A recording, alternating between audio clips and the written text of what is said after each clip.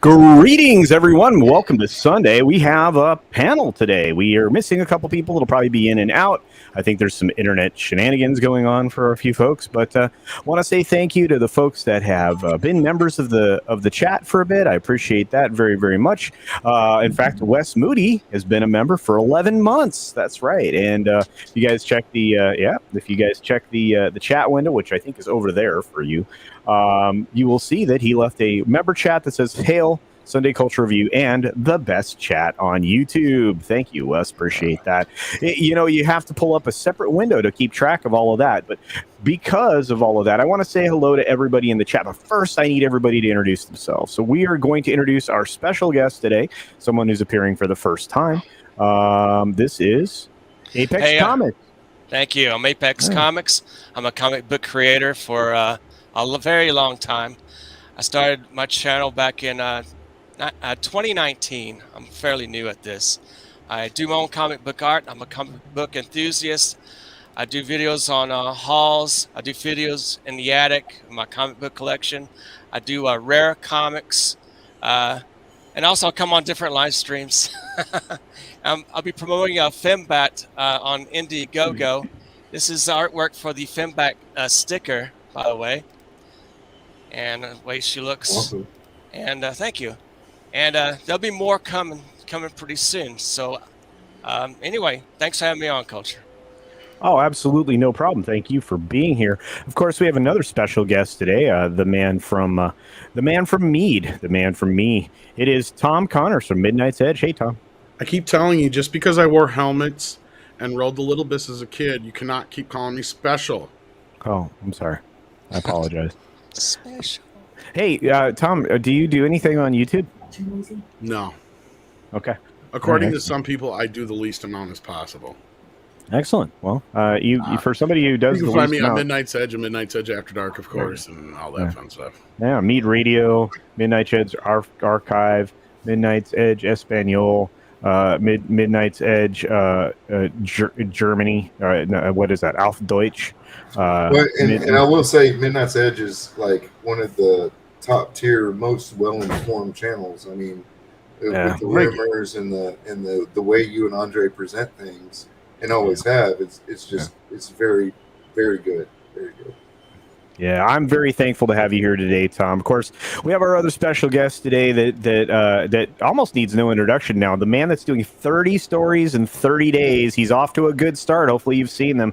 What a great author you are, my friend. Can I share a screen real quick? Yeah, please. Of course you can. Of course you can. Absolutely. I welcome it, my friend. Okay, so this is the list. This is the list of stories here. So. Wow. Yeah, let's take a look at it. There it is. But yeah, we've got these already written. We got these recorded and uploaded already. So everything with an RR is a Redneck Randy story, and everything with an LW is a Lucifer's Wolf story.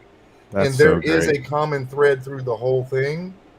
A little like Easter egg that appears in every single story. That'll make sense on the last day. The last day, I plan to have 3 stories. That's amazing. Yeah, Randy stuff. So. All that work, my friend. You just killing it. You're premiering them at night. So 8 p.m. every night. Yeah, so be sure to check those out. Be sure you're subscribed to Storyman Jack. These are all Halloween-based stories. They're all incredible. There's some And humor. There's some really dark. There's some dystopian. Everything. yeah. Wow. Yeah. All right. Well, we're pumped to see that. Thank you for doing that, Jack. And of course, we've got Shellback, who's going to be bouncing in and out today, courtesy of the public library. How's it going there, Shellback?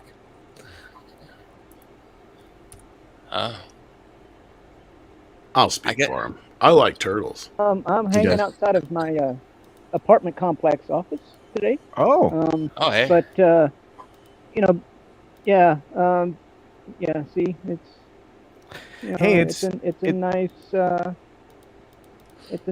northwest. It's beautiful. You know, Wow. day. Yeah. Look at that blue. I mean, gray or whatever sky. Yeah. Anyway. That's awesome. You know, actually, what I would like to say is I want to say thank you to Storyman Jack for chronicling my family tree with his stories. Redneck Randy is actually a relative of mine on my mom's side, twice removed. But yeah, happy to be here. All right. Thanks for being here, Shellback. And last but not least, one of my best friends on YouTube, one of my best friends in the world, actually, Wes Moody of the Wes Moody Webcast. He's the man on a mission, and he has some alter egos that go along with that, including Conspiracy Guy. But Wes, tell him about what you got going on, my friend. Well, I am trying my best not to get strikes and be banned on YouTube, but when I'm not, I talk about current events, pop culture, occasional conspiracy theories, occasional car talk, gaming streams, and I vlog about whatever the heck I want to. 2 shows, Tuesdays and Wednesdays, 8 p.m. Pacific time, and I am working on an animated series right now called The Conspiracy Guy Chronicles that, it's... Well, you'll see. I've got a link to the channel on my homepage, and on any other channel that I've been on, I have a collabs playlist, including on this show, and you can click on it and find me and go directly to that show, even if it's unlisted. Yeah, and that's the other cool thing. Wes has taught me a valuable lesson: how to create a playlist that includes all your friends. Yeah. Now, I'm not as dedicated to updating it as Wes is, but Wes does a great job of making sure that everybody gets proper credit, and I love that. I really appreciate that. So here we are, all back on the screen together. Time. That's right. Hey. And let's do this. Let's say hi to the chat, and then we're going to jump into some conversation, some fun stuff. We're going to keep it more on the lighter side of things today. So Wes is not going to light his background on fire for a change. Brightest Day is here. He says he's first. It looks like Zach's was second. That's freaking awesome. Appreciate that. And of course, Storyman's on the panel. Pat S says I got 14 minutes. You know what? I did not finish editing what I was working on, but that's okay. It's not that pressing. Rudy's in the house. Happy Sunday to you. Planning your birthday vacation, he says. Well, I hope you plan a good one. Birthdays now should be celebrated more than ever before, because we've been taught a valuable lesson over the last 2 years. And find ways to celebrate that and any other opportunity you have to express yourself as free as you can possibly be. Cody Guy says happy Sunday. Lord Runner, Jaffo, Mr. Dragon. Six wants me to do ponytails on a live stream. As I said in the chat, 15K subs. I might consider doing that. Todd Tyler is here. Says good afternoon. Good afternoon to you. Our good friend Flip Dowd from the Fandom Collective's in the house. What's up, Flip? Hopefully you guys are subscribed to him and the Fandom Collective. Great stuff there. No, not Pigtail Weave, Jaffo. We have Robert Hammer in here with some bacon, I think, which now you're making me hungry. I had breakfast and I'm still hungry. Yeah, and let's see who else is around here. Apollo says October 5th hype for the new Ghost Recon. I'm really pumped about that myself. Can't wait to see what they've got going on. Just a quick note, Apollo Patriot, I believe, just passed 1,000 subs. He did, absolutely. Absolutely. In fact, if I can get my soundboard to work, I don't know. Is it working? No. I hear it now. Yeah. All right. All right. Well, we've got, let's see, the Islington girl with us today. Scott Jennings is here. R.I.P. the shrimp. Absolutely. That's a little lore. That's some deep lore on Wes's channel. What about's here? What's going on? What about? We got, let's see, everybody saying hi to Tom. We have Judicon. What's up, Judicon? Karen Prime is here. Look at it. Look at the amazing namaste we get from Karen Prime. TZ Canadians here. Wook. What's up, Wook? Yeah. I love it. Hail Wookiee supremacy. That's right. Man Squatch. Hello, all. Well, hello to you, my friend. Keck44 is here. Everybody's like, yeah, man, we got sweet hoodie, sweet hat. Everybody's like digging it today. Let's see. Of course. Oh, Soul Assassin's joining us. I'm sorry, I'm trying to book through everybody's stuff so we can get kicked off. Tina BB's here, says good afternoon. You're settling in to the new place. You got moved. That's awesome. Man, it's crazy. If you found the boxes with the liquor and the wine, so yay. Yes, that's actually important. Even if, especially after a move, you might need some back medicine, is what it's been referred to in my family before. So yeah, absolutely. And Curtis, Curtis D from Montana. I know you sent me an email, my friend. I'll get a chance to get at that today, and I will respond back in kind. It's great to connect with you again. Good to see you, my friend. Nikki D is here hanging out with us, of course. And man, you guys, thanks for everybody being here. You got Tox Fox here. You got Andre Enrico. Venom 2. Yeah, we are going to talk a little bit about that in a moment. There is author Stephen Walton, who's occasionally on the panel. I don't know what's going on with him today, but yeah, he's probably working. And you know what? Good for him. If you can make that money, make that money. Runner's in the house. I think I noticed Runner earlier, but just one more time. Hamdinger. What a great name. That's a cool name, kids. But all right, well, let's get fired up, guys. The box office has been rejuvenated. It seems like things have been happening at an accelerated rate of recovery for good films when it comes to the box office. Would you guys agree? Yeah. Well, the key word there, culture, is good films. Yeah, and I wanted to put special emphasis on that word because good films, despite how they're marketed, seem to be doing rather well. So, submitted for your, for the conversation here, at least, is this particular article from Deadline as of this morning. Now, they have to be very disappointed because this thing keeps revising upward.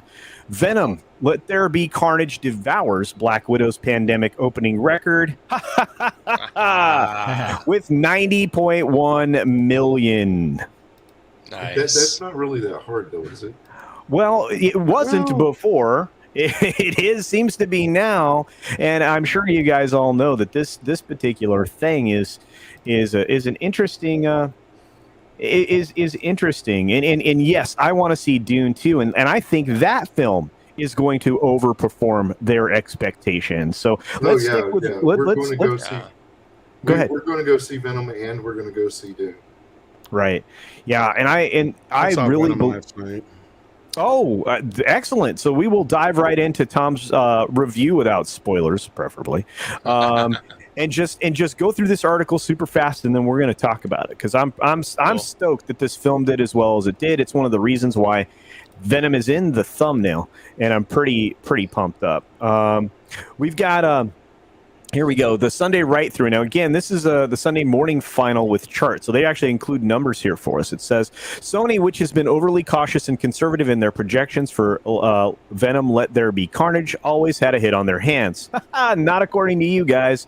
As the Marvel sequel easily scoring the best domestic opening at the box office with $90.1 million, exceeding the previous pandemic U.S. Canadian, you guys up there, debut of Black Widow, which was 80.8. So it rocked it by almost 10 bills, kids. I think they're I was going to say, I think they're missing. Yeah, that's the big headline, is that it opened bigger than the original. Yeah. During the pandemic. Yep. That's insane, isn't it? Because everything else has been like dumping underneath the other stuff, and this thing. Let's remind everybody how much the original movie made. Oh, sounds good. Do you have that handy? Yeah, it made almost $900 million, 850 altogether. Wow. Yeah, and the narrative was that it wasn't very good by the trades. I liked it. Well, yeah, and of course I need to take myself off the screen because I'm getting fuzzy. But and thank you StreamYards for underperforming as usual. But it's Tom. If that's the case, right, and this thing broke open on top of what it did before, where the narrative around every film has been, well, they're all affected by the global crisis. Doesn't this kind of shoot some holes in that thought process? Well, it shoots holes in what I've been saying or what other people have been saying against me in a while, and that's what I've been saying is that if you put good movies in theaters, people will fucking go. People want to go see movies. Yep. Like, I went to this little podunk rural area, like the closest place I can go to see it last night, and it was not packed, but it was fairly full considering there's a huge multiplex not too much farther down from where I'm at. So, like, most of the people where I would go see it are going to the multiplex. I'm going to their little cheaper theater because it's closer for me. But even that one was pretty full. I was like, wow, I can't believe how many people are at this movie. I was very surprised. Yeah, and you know what? I think they're very surprised. And to be honest with you, the chat's already reacting to this, so let's give them the time here. ScarJo can't catch a break. Excellent comment, Tina. I agree. This is bad for her look, right? You got Andre Enrico saying good and not woken films. Yeah, absolutely. And that seems to be what's doing well. Runner's not surprised. Janet from Another Planet wants to see it. I'm sure. Yeah. And I want to talk about this, Curtis. We will get to Dune. But I believe, Venom needs to be R-rated. Yeah, they only used one F-bomb in the whole thing, according to those who've seen it. Tom, you saw it. Is that true? Yeah. Yeah, and I think that's all you're allowed to get away with nowadays, right? Does it take away from the story, though? Here's the thing: is I'm somewhat familiar with the Venom history. I'm not so much familiar with Carnage, but right. It feels a bit restrained in some parts. Like there's like no blood whatsoever, really. I mean, on that sense, but there is a lot of deaths.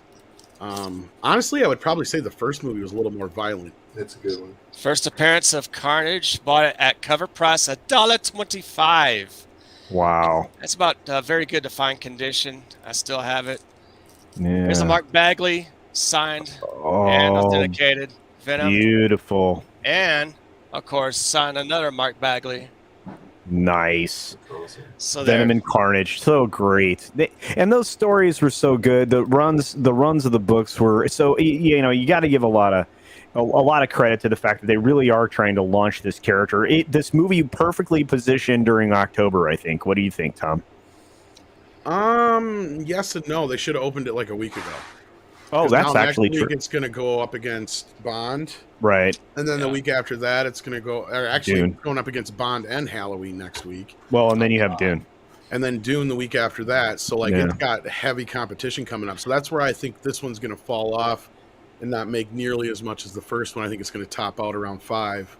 Yeah. But, overall, the movie was decent. If you liked the first one, you'll enjoy this one. It's more of the same. It's not like I like Tom Hardy. it's not earth-shattering. It's not world-changing. It's not. Honestly, I have to watch the first one again. I've only seen the first one once. Right. And I went into it thinking I was going to absolutely hate it, and I walked out of it enjoying it for the most part. So excellent. Yeah. Of course, like most people, my gripe is that the whole Spider-Man connection, but.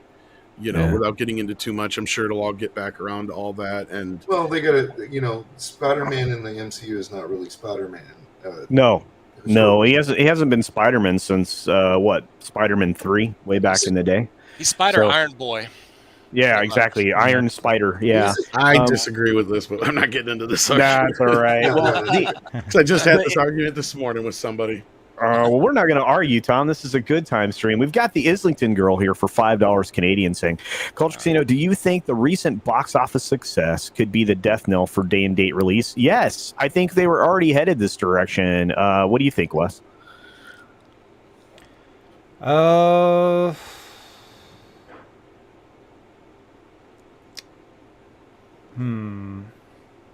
You think they're going to continue to do the day and date release on films, or you think that's kind of it? That trend didn't work out so well. Yeah, I think that trend didn't work out so well. That's where I'm at with it. I have an idea for movie companies. I remember the serials that comes right before the movie. I think there needs to be a resurgence of that, or maybe some shorts before the movie.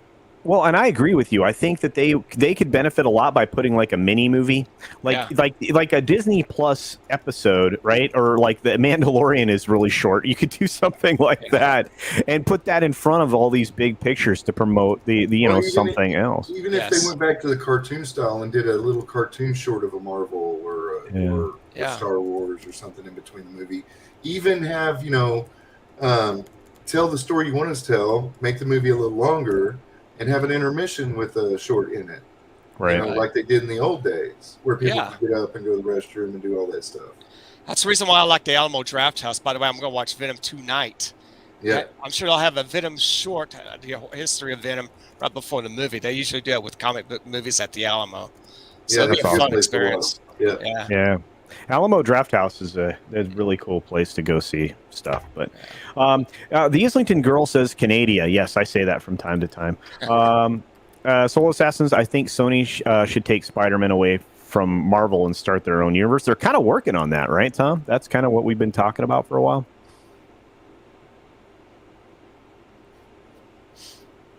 Tom?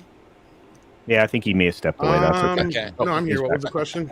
It's Soul Assassin says I think Sony should take Spider-Man away from Marvel and start their own universe. They're already kind of doing that, right? That's what we've been reporting. I've been telling everybody that's not what's going to happen. I cannot wait. What's going to happen? I know what's going to happen. Last night I got proven right for the 100,000th time.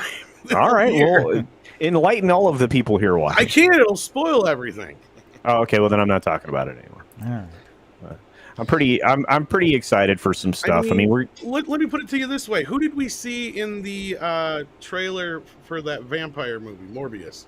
Who was in the trailer? Who was in the trailer? Jared Leto. No, well, besides him, we already know. I mean, it's already leaked wide what's happened in the mid credit in the trailer for fucking Morbius, and on top of that, Spider-Man's in the background. Yeah, you're right. Yeah. You're definitely seeing some crossover. I've been telling you guys that's the new deal. Yes. The new deal. That's right. I think it starts 2022, so it should be good. And does that not make sense for Spider-Man to be in the background? It's already happening in culture. I mean, I know. Sorry, what was that? It makes sense for Spider-Man to be in the background, right? Yeah. Well, the point is like there's no real separation anymore. It's all Marvel. Yeah. Well, and this is a big point here. Mr. Dragon says the woke marketing was a big lie, as the media Twitter people are really disappointed. They didn't get what they wanted from Venom 2 or 007.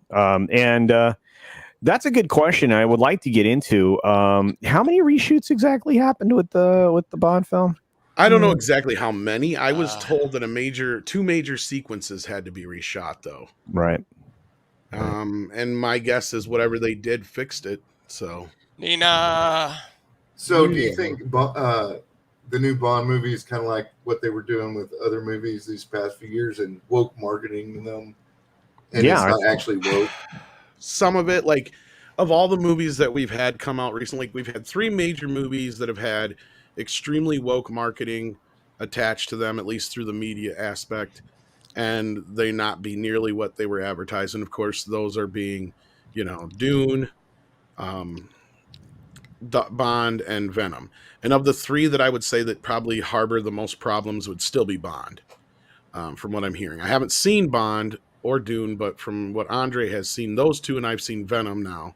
So I think between the 3 of them, I'd say the one that probably still is the most problematic, in quotations to use one of their own words against them, is probably still Bond. But outside of a few minor issues with people, I think that people are going to enjoy it more than they thought they would. That's good. That's good to hear. And of course, Andy McCallum, what's going on, my friend? He says that Venom 2 was mediocre. Runner said the same thing. Tom, your assessment overall? Yeah, it's all going to depend on how you felt about the first movie, I think. Like, if you enjoyed the first movie quite a bit, you're going to enjoy this one. If you thought the first one was mediocre, you're probably going to think this one was mediocre. If you didn't like the first movie, you're not going to like this one. Because it's a straight-up sequel in that sense. More of the same. Yeah, it's just more of the same. And in fact, if anything, I'd say this one's funnier than the first one. Oh, good. Yeah. Did the CGI look good? I mean, 'cause Actually, it's- yes. I was very Okay. impressed by most of the CGI, and they did. There's a couple of shots here and there. Comic book fans will probably relish in because I've not read all the Carnage comics, but there was a few shots that I'm like are iconic. Yeah, So well, like, those Carnage images are sweet looking. I mean, they just are. yeah, They're coming they out did a of it. really good job. I was kind of impressed because I mean, the first movie I was kind of meh on the CGI. I'm like, because to make things with the tentacles and stuff can always kind of get a little. That's why it was so dark too. Yeah, This that's one how though, they hide it. Yeah, this one is a little bit more. The CGI is much more refined, especially when like Eddie and Venom are talking to each other in the same scene. It's there's some shots where I was like really impressed with how well it looked.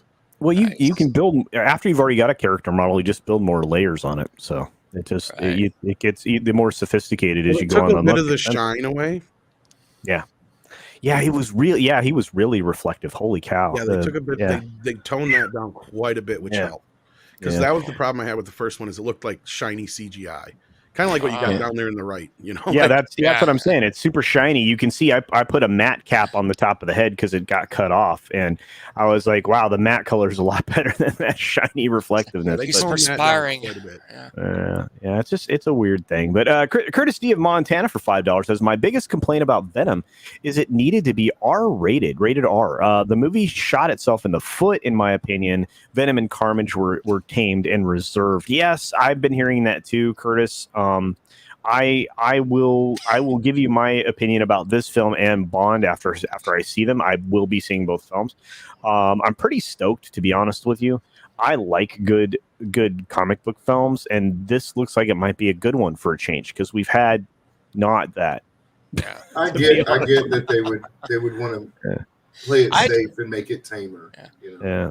I so- enjoyed Black Widow except for the reveal. I was a letdown.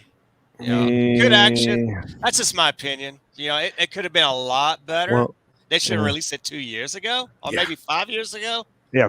Well, if they did the film 5 years ago, Yeah. it wouldn't have been the film you got. It would have been something better, and you would have ended up with Tony Masters.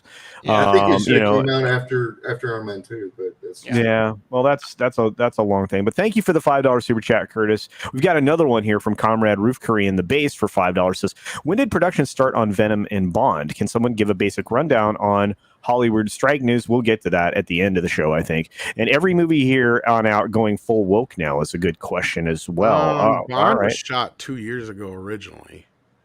Yeah. Venom, they just shot.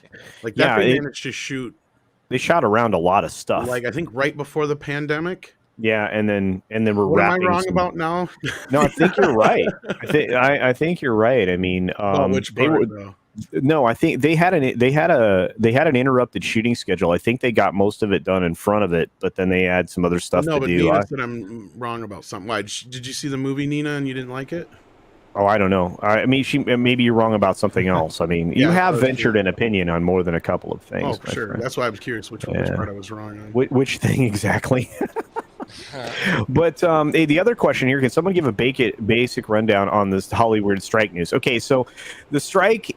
The last day of voting is today. Then the votes will be tabulated. You'll have the majority of the locals that are associated with productions in California and other places around the country. If they get the approval to strike, they'll strike, and you will end up with shutdown of television and film production outside of the pay networks like HBO proper. Tom, can you think of anybody else that made that outside deal? Was it Apple, maybe? Not offhand. Culture Yeah, or Script Doctor would be the one to ask about this. yeah, I know. And Cameron. Yeah. All I know about the strike is IATSE's going on strike. Yep. Which they basically handle quite a bit of things in the industry. Almost everything. I think we're going to be facing a lot of strikes because I think going forward we're going to see what Culture and I and a few other people have talked about. Where first things first, they've learned. Well, here's the thing: now they're starting to make money again, so shit might not change as much as we thought. But that was the thing we were saying: is first things first, they're going to try and make us pay for it. They're going to try and do things just as they always have, and get us to pay for it, which they were trying, and that's where I warn people.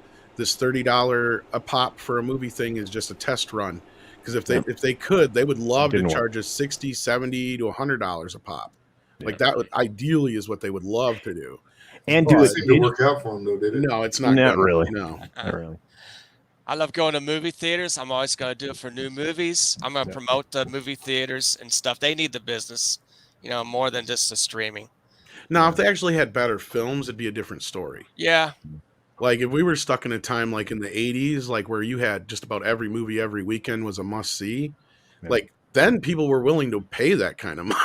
Right. Well, and I think you guys are right. I think between Dune and Halloween coming out here in the next couple weeks, that's really going to show Hollywood that this day and date shit is not a good idea. It doesn't. And in this particular film's already broke their mold. I mean, in almost every way, this Venom film. And obviously they didn't have a lot of faith if they went back and changed Bond. But the question here, the last one here, and this is a good one from Comrade Roof Korean the Base. It's good to see you, my friend. Says every movie here on out going full woke now. I don't think so. I mean, it's not. I mean, you still have what 2-3 years, maybe. Well, they're gonna clap. 4 years. They're gonna there's gonna be a big clap back, and this is what Andre and I have been saying. Yeah. Just remember, as more desperate they get, the less power they hold on to, the stronger they're gonna try to destroy things. Yeah. Well, the money people want to make money. They do. They do. I mean, the people in charge, like KK and people like that, maybe want to push a narrative, but the money people still want to make effing money. To a certain extent, that's true. But I'm going to say that based on what's now referred to as stakeholder capitalism, they are trying to figure out a way to not make money. But I don't want to get into the political side of the equation, right? Well, that's the other problem is you have money coming in from other areas. It's influential money, yeah, and that's the other thing. I mean, Legendary isn't going to make woke films. Let me tell you why. They are owned outright by the Wanda Group. The Wanda Group is a Chinese corporation. China does not want any of the, how did they put it, effeminate men, promoted, et cetera, et cetera. They don't like the way the moral judgments are being rolled out. So they've banned them universally, including video games, as of just a day or two ago. So as you start to see that, and since that market is they think is the biggest in the world, and by gross it may be, but by actual revenue to Hollywood, it ain't. They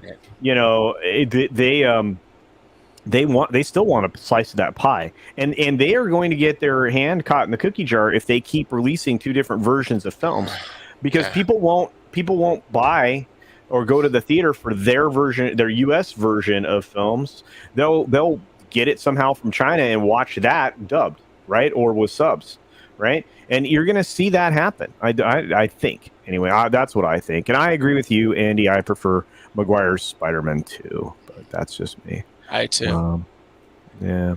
They could Philip A. Dimick. They could clarify something? I don't dislike the new Spider-Man. I think it's really good. I like it. I think it's funny. Yeah. But he's just not the same Spider-Man. Yeah. So. Mr. Stark. Yeah. I do like him. I do. Yeah. It's just not the same thing. It's like a different character to me. Like a reimagining. So it's fine. Mm-hmm. Yeah. Yeah, everybody's throwing Vulture out there in the chat. So Vulture. We're trying to not have spoilers of any kind on things. So yeah. I'm glad Nina's here. I love it when she comes in and says, "Tom, you're wrong." That's the best part of my day. She's talking about Spider-Man, but I'm not getting into that. I know. You guys are the best. Is there a reason Sony characters deviate from the source material, like Tom Holland's Iron Spider and Vulture, Mysterio, Taskmaster? Is it contractual? Partially, yes, but I don't get this. Okay. I'm not going to get into the Iron Boy Jr. thing debate. Because the whole Homecoming movie is about him not having the suit, right? Like, he created all this stuff beforehand. I get it. We didn't get to see it, and that's Marvel's fault for not showing us create his web shooter and all his other stuff on his own. All Tony did was give him an upgrade, right? Right. Yeah. That's as far as I see it. And then the second, in his first initial film, that's the whole point of the film, is Tony's like, if you're not good enough with the suit, you're not going to get it. He takes it away from him, and he actually beats the bad guy with his own wits and his own suit and stuff. So like that's where I don't. The Iron Boy thing doesn't. The second film I get, because like the second film, you're sitting there for the whole movie. He's like, "Oh, woe is me, I miss Tony Stark." It's like, get past that part. Yes. Like that, I can agree with. But like, I have no problem watching him grow up because we've had 5 movies already where we've seen him out of high school, and he spent a lot of time in high school in the original comics. So like, I'm okay with letting him breathe and grow a little bit, especially considering we're going to probably get about 6 or 7 of these movies with this kid. Like the new Spider-Man it's not like he's going to age out of it really fast. No. And that's the thing is they're setting up like the Sinister Six. They're going to expand on this. So I'm willing to give them a shot. But like as far as the contractual thing, yes, that goes with the original deal. They couldn't use the original Mary Jane. They couldn't use the original Flash Thompson. They couldn't use all these original characters because Sony wanted them to be kept safe in case this didn't work out with Marvel and they wanted to spin it off into their own thing. Yes. Right. But they made the new deal. So now we're going to start seeing some more. This is where we're going to start seeing some more of the traditional versions of the characters, I think. I'd love to see that first appearance of Amazing Fantasy 15 on film. That would be wonderful. It'd be nice. And I get it. I mean, none of the Spider-Man have we ever had has been really close to the original comics outside of the Raimi one. And, and again, then you got to go which comic because there's so many different ones. So many different ones. Yeah, absolutely. And I have less issues with them rebooting Marvel characters than other things because Marvel themselves rebooted it over the years. Yeah. Yeah, it's true. Yeah, and with Venom, you know, and I know that our friend Apex here knows this as well. I just don't like a version of Venom origin story without Spider-Man. Yeah. Right? I don't like that either. But again, without getting into too much, I'm sure they'll get it back around to that. So, and that's why this one was shot as PG-13. I know I saw some people talking about, well, maybe they'll release an R-rated version. Like if they were going to do an R-rated version of Venom, it would have been for the first one. Because as much as the director wanted to change history, you know, like he had revisionist history, they talked about that movie being shot as R-rated. It was clearly shot as R-rated. They chopped it down, and I'm sure that the reason for that was, as Kevin Feige said, if there's any chance of Venom and Spider-Man ever crossing over in the future, there is no way you're releasing an R-rated Venom film, and Tom Rothman agreed with him. And I guarantee you this movie was shot as PG-13, and you can tell. Like I said, the first film was much more violent than this one. Right. A lot of this stuff is off-screen on this one. There is some beheadings and a lot of deaths, but 9 times out of 10, it's not happening on screen like the first time. Well, you know, and again, I mean, I hear not a drop of blood, but we'll get back to that. Let's just read this real quick. And this is from Sony president Josh Greenstein. He says, "For us, Venom: Let There Be Carnage absolutely validates our exclusive theatrical window strategy. If you look at the history of theatrical, the obituaries have been written many times, and they've always been wrong. We had confidence in the theatrical experience, confidence in our big, valuable IP, and took full advantage and had the patience to weather all of this. The strategy is paying off, which we're happy about. It's nice. It's a nice validation of the theatrical strategy. So you can tell where they're really were feeling things were at. You know what I mean? What's funny about that is that this narrative would not, you know, the death of theaters would not be happening if Star Wars had been good. That's true. If Star Wars had been good, there would be more Star Wars movies. People would be in the theater watching them. You would have had a $2 billion film, and then a $2.5 billion film, and potentially a $3 billion film. Yeah, and bring all the Star Wars characters together. Harrison Ford, Mark Hamill, Princess Leia, Carrie Fisher. Yeah. Carrie Fisher, man. Yeah. Definitely. And that's what's sad is if they would have done that, the theaters no one would even be speculating about how bad the theaters are doing. Yeah, exactly. And here's these are important numbers, so we'll get to them, and then we'll boil this down, and then we'll move along. Unless the chat has more to add to it, which they probably do. But Venom 2 Saturday was 31.6 million, which is minus or 15% off from Friday, Thursday previews, total of 37.29 million. And Sunday is projected to be 21.2 million. I think they're underestimating that number as well. All of the other formats did pretty well, about 64% of the gross in Cinemark. And it's the strongest October performance of all time in those formats. So that's substantial. I mean, in my opinion, cost $110 million to make. It was cheap. And think about that. Most of that money went into the CG, I bet, because it wasn't elsewhere. Oh, it's Wasn't a very anywhere else. concentrated film. Like Yeah. it's not like the big Marvel movies where it's all like I said, it's not world ending. Yep. There's not a shit ton going on, and you just pulled it down. But we're not even talking about how much Addams Family 2 made. Yeah. Like we're ignoring the fact that this was an almost $200 million weekend at the box office altogether with all the movies. Shang-Chi did 7. Yeah. And then you add all the rest up. I think it's somewhere in the 170 some range, but still, that's pretty good. We're getting, considering they said it was going to be 5 years before we got back to this point. Right. Ooh. I thought Shang-Chi was just weird to watch. At first, it was a kung fu movie. At the end, it's like the never-ending story. What's up with that? I don't know. I know this. We had someone sneak in on us. His name is Machiny. Machiny draws Machiny 90. Hey, what's up, Mach? Hey, brother. Yeah, my chair broke down, and I had to fix it, so that's why I'm running late. So yeah. No problem. I'm glad you're here. You vanished and came back, so good enough. Good enough. All right. Yeah, and Andy, I agree with you. I'd love to see an older Spider-Man. I don't think there was a problem. Yes. Nina says Bond was mediocre, so 2 mediocre films, but they're going to perform well. That's the weird thing. Hey, what's up, Trots? And Mecha J's here. Still wish it was R-rated. Me too, Mecha J. We all do. Bruce says Bond looks like garbage. I agree with you, my friend. I'm not totally into this version of sexless James Bond. Nobody is. No. Especially when I heard from the ending. I know Neon and Clownfish TV spoiled it. I don't know if that's going to be like a Last Jedi moment or something like that, but yeah. He was red. I mean, he looked fine to me. So, but was Carnage's blood red, or was it like in the trailer? I don't know. It just depends on the lighting. Okay. Like when in the brighter scenes, I mean, he's pretty bright red. I mean, yeah. If Bond had come out prior 2016, it would be considered a shite movie. But 2021, it's mediocre. Yeah, that's probably right, true. Nina. Yeah. Are likely to release an R version of Venom on Blu-ray. Tom, I know they do this. Address this, and if they were going to, it would have been the first one. And the director denies that there's an R-rated version, which I know is bullshit. But I'm pretty sure they shot this one as PG-13. So hey, memes. All right, we have a generous super chat here from our friend Toxic Manflu of Dick's Division for $10. I love that name. We are all Dick's Division. I just want to say that out loud here. But I want to see No Time to Die.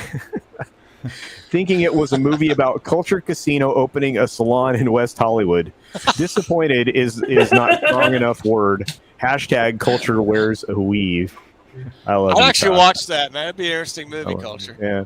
Okay, well, apparently I'm going to become a hairdresser. That'll be fabulous. I can be the comic store next door to the salon. How about that? Sounds great. We can be pals. We can be pals. It'd be fight crime, man. That's right. We'll fight crime. I'll do it with chemicals coloring people's hair. Blue hair for you.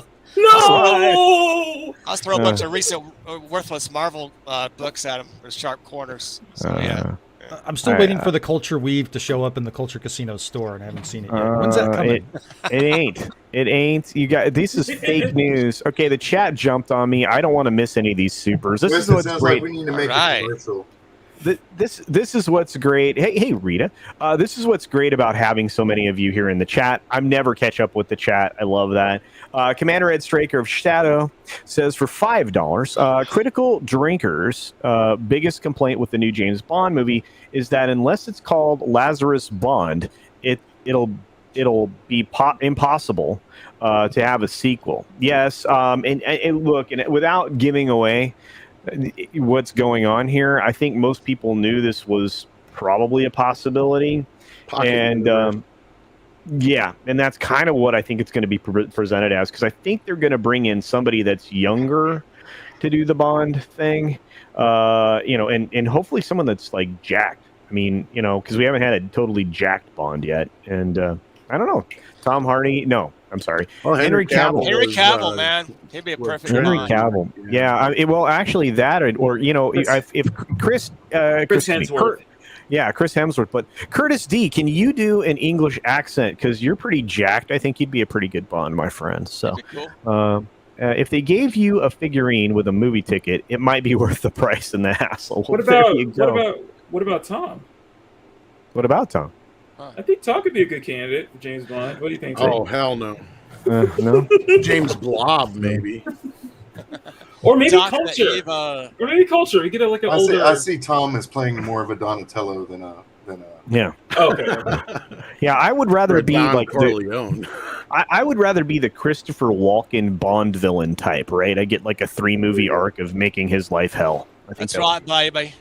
And Okay. Culture, Kill. your office could be in a weed factory. Oh my god. That's too This bad floor's we never not got going. Brando as like a Bond villain. That would've been amazing. Wouldn't that have been incredible? I would have made you die, Bond, but I'm not going to do it quick. I think I think Trotz, I think you're right. I think the woke might be limping along. But they're going to keep fighting back. I mean, we're going to keep fighting this for a long time, and we have to. Sure. This is one of those fronts we have to win, right? With films. So Bond was okay. Were good moments and moments that irritated me or pissed me off, he says. I did not like what they did at the end. I figured a lot of people were going to feel this way from what I've heard. So. Yeah. Hey, what's up, Rugo? Rugabetta says, I used to go to the theater at least once per week during 2020. Now I've watched a few premieres on streaming. Outside Ghostbusters Afterlight and Doom, I broke the habit. I just realized this has officially been almost 2 years since I've been to the movies last night. Wow.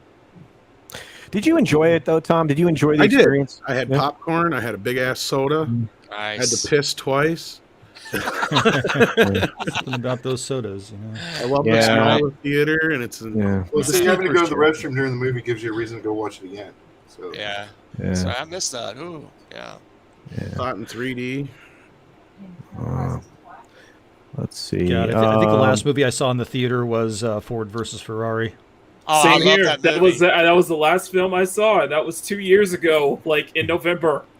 I'm trying to Great remember flick, by the the way. last one. Yeah, not a woke moment in that movie, I tell you. It's a great movie. No, but an absolute brilliant moment. It was. That's brilliant. I think the last one I saw was Star Wars. To be Ah, Oh, man. so wait, yeah. did something big come out after Sorry. Star Wars? You know what? I'm going to try to avoid highlighting spoilers, 6. So, you guys, please don't spoil other people's enjoyment. don't spoil it, guys. I Don't spoil appreciate it. that. And I'm not a big fan of banning people. I have people do ridiculous stuff on my chat. You can ask Wes. I just kind of laugh them off and stuff, so it's fine. Yeah, you and I think we're on kind of the same mind of trolls and stuff, and that we have a pretty high tolerance, and that, in some cases an understanding can be achieved. But if it gets into personal attacks, that's the only time I really That's ban different. people. Yeah, that's when I'll mute you or put you in timeout. But the only time I ever banned anybody was if they were spamming. Yeah, well, that Oh, I spam- banned the spam bots. That's different, but no, it's absolutely. Philip A. Demick says something really smart here. I thought Tom, you're wrong was the official mead. It reading. is, but the best part is I got a button for that because as often as people think I'm wrong. Hey, Dwayne. Yeah. Nino loves Ford Ferrari, so I agree. That's great. No, the last movie I saw was either Star Wars or Once Upon a Time in Hollywood, evidently, in theaters. Yeah. Wow. Wes is closing in on an interesting number for subs. I did not know Wow. I am- Nice. 2 subs, folks. That's all I ask. I just want to say, that. Take a picture of it. Go ahead, Mark. I'm 4 subs away from 700. All right. Just Well, there you go. Yeah. Let's get him over top, guys. Yeah. So, I'm 334 subs away from 1,000. So if we have, 70 of you here. Yeah. 70 of you create, 3 accounts, that. Yeah, I think I'm going to be in the same boat as Wes. I have a lot of watch hours and not many subs. So. Well, we need to fix that too, because everybody should know exactly how hard you're working on all these amazing stories. So we'll talk about that at the end of the stream, because like I said, everybody has something amazing to promote. Mecha J, this is interesting. He doesn't say he misses Tony until the end of Far From Home. Well, that's interesting. I missed Tony too. Isn't Venom in the Spider-Man's comics a lot? Yeah. Mm-hmm. Yeah. Riveting commentary from Wes. That's rough. Bond is not woke like first trailer. Good fight scenes, okay villain. Okay. Craig actually acts. So I'm going to be going, so it doesn't really matter. He can't push me that far away from it. Happy to blame Disney for theater suffering. Yeah, so are many. Yeah. Considering, well, look, okay, Tom, here's the thing. 40% of revenue came from Disney's coffers in 2019. 40% of the box office. Yeah. Not quite 50, but 40%. That there are 4 other major studios. Well, in that made up the other 2019 was also a 60%. record year. People forget too. Yeah. Well, 2018 was not a bad year for them But either. Disney's not a monopoly or anything. Yeah. No. Well, it's not that. It's their acquisition of Fox that made it those numbers, right? And this is the problem when you eliminate a major players and somebody else acquires them. It gives them that giant advantage over everyone else. So we'll have to see. And I was just reminded, I actually saw that stupid fucking Birds of Prey movie. Yeah. Oh no. That was the last movie I saw. I liked Suicide Squad, the recent one. Yeah, I saw that on HBO Max. Yeah. Who is that in the bottom left corner? That'd be McKinney. Makini. Yeah. Who said that? Who said that? It was 6. 6 is playing. I like your avatar, Makini. The never-ending rabbit chicken story sounds good. Turn around There you go. and turn around. I can't find his head. Sure went on strike. Yeah, the chair. Yeah, that would definitely. Yeah, Makini's chair went on strike. So there you go. No. Yeah. Hey, what's up, D-Bud Martin? Gosh, you guys are rolling in. I love it. This is a good time. And the chat jumps, so if you sent me a super, I'm going to scroll back through. Golly gee, Batman. You know what I'd really like? I'd really like Nina. I like Tom speaking. The rabbit pigs in the movie. Okay, what are you saying, Jack? I'd really like Nina to listen to that redneck story and tell me what she thinks. Oh, I think Nina should. And Nina, you are more than welcome on this stream. You know what, Nina, you get here next Sunday. You do it. I need you on the panel, love. I need you on the panel. Andy McCullum sends us a super sticker. Thank you for that, McCallum. I appreciate that very, very much. I'm trying to scroll up to see. Oh, it's a director's chair. It's a £1.99 director's chair. Thank you for that. Culture does not wear a weave. Oh my goodness. I am going to make the world silky smooth, just like the Zohan. Yes. Silky smooth. Just like Silky Zohan. smooth. Bruce is going to be back at it. Thank goodness. I'm glad he's recovering. He had a pretty rough go of it, battling off the bug. So there you are. Trot says Culture could play Mandusa in the Outhumans reboot. What? Mandusa. Wow. The Outhumans. That's a brilliant idea. Yeah. Oh, hell yeah. Oh, my God. There you go. Casino's Weave will be a spin-off of Barbershop. That would be pretty awesome. Striker. Are you saying it's going to be man. Ice Cube as Culture Casino? I don't know if I could pull off that role. He was so good. Let me tell you, that film was no. The other way around. Culture. Ice Cube is going to be playing Culture Casino. Oh wow, that would be interesting. And he would Good hold luck. James Bond over an automatic braiding machine or something, you know. You gotta have culture. You can't have anybody taking place at Culture Casino. Hey, look, you get somebody fabulous that's in You good got to find a shape. good I'm actor. fine with it. Yeah. Yeah, Simon Parkin. The next Bond will be fabulous. So there you go. Cavill is Bond, so a lot of people agreeing with that. Tom would be a great. I like that idea, Cavill. He'd be kind of like a Dr. Evil. Hey, Too ripped to be Bond. Your Muslim uncle is here. What's going on? Good to see you, my friend. Thank you for being here. Yes, please hit the like button. I did have to unfortunately private the karaoke stream Tom and I did a couple days ago. So if you didn't catch that, it's gone. It's fun. It was a good time, but every single one of those songs was copyright claim. That's true. I have never had a takes a little copyright while, claim but that I didn't win, so I can't win those. So it's I think our music copyright's a little harsh. I think it is. Wasn't that YouTube have their own karaoke thing? Their own karaoke program? I really wish they did, because then there would be a lot of people that would enjoy that. I mean, it's one of the best forms of entertainment. You go out to a place, they have karaoke, some of your friends can sing. It's a good time. I don't have to worry about driving home drunk. Just stay right there in my house. Yeah.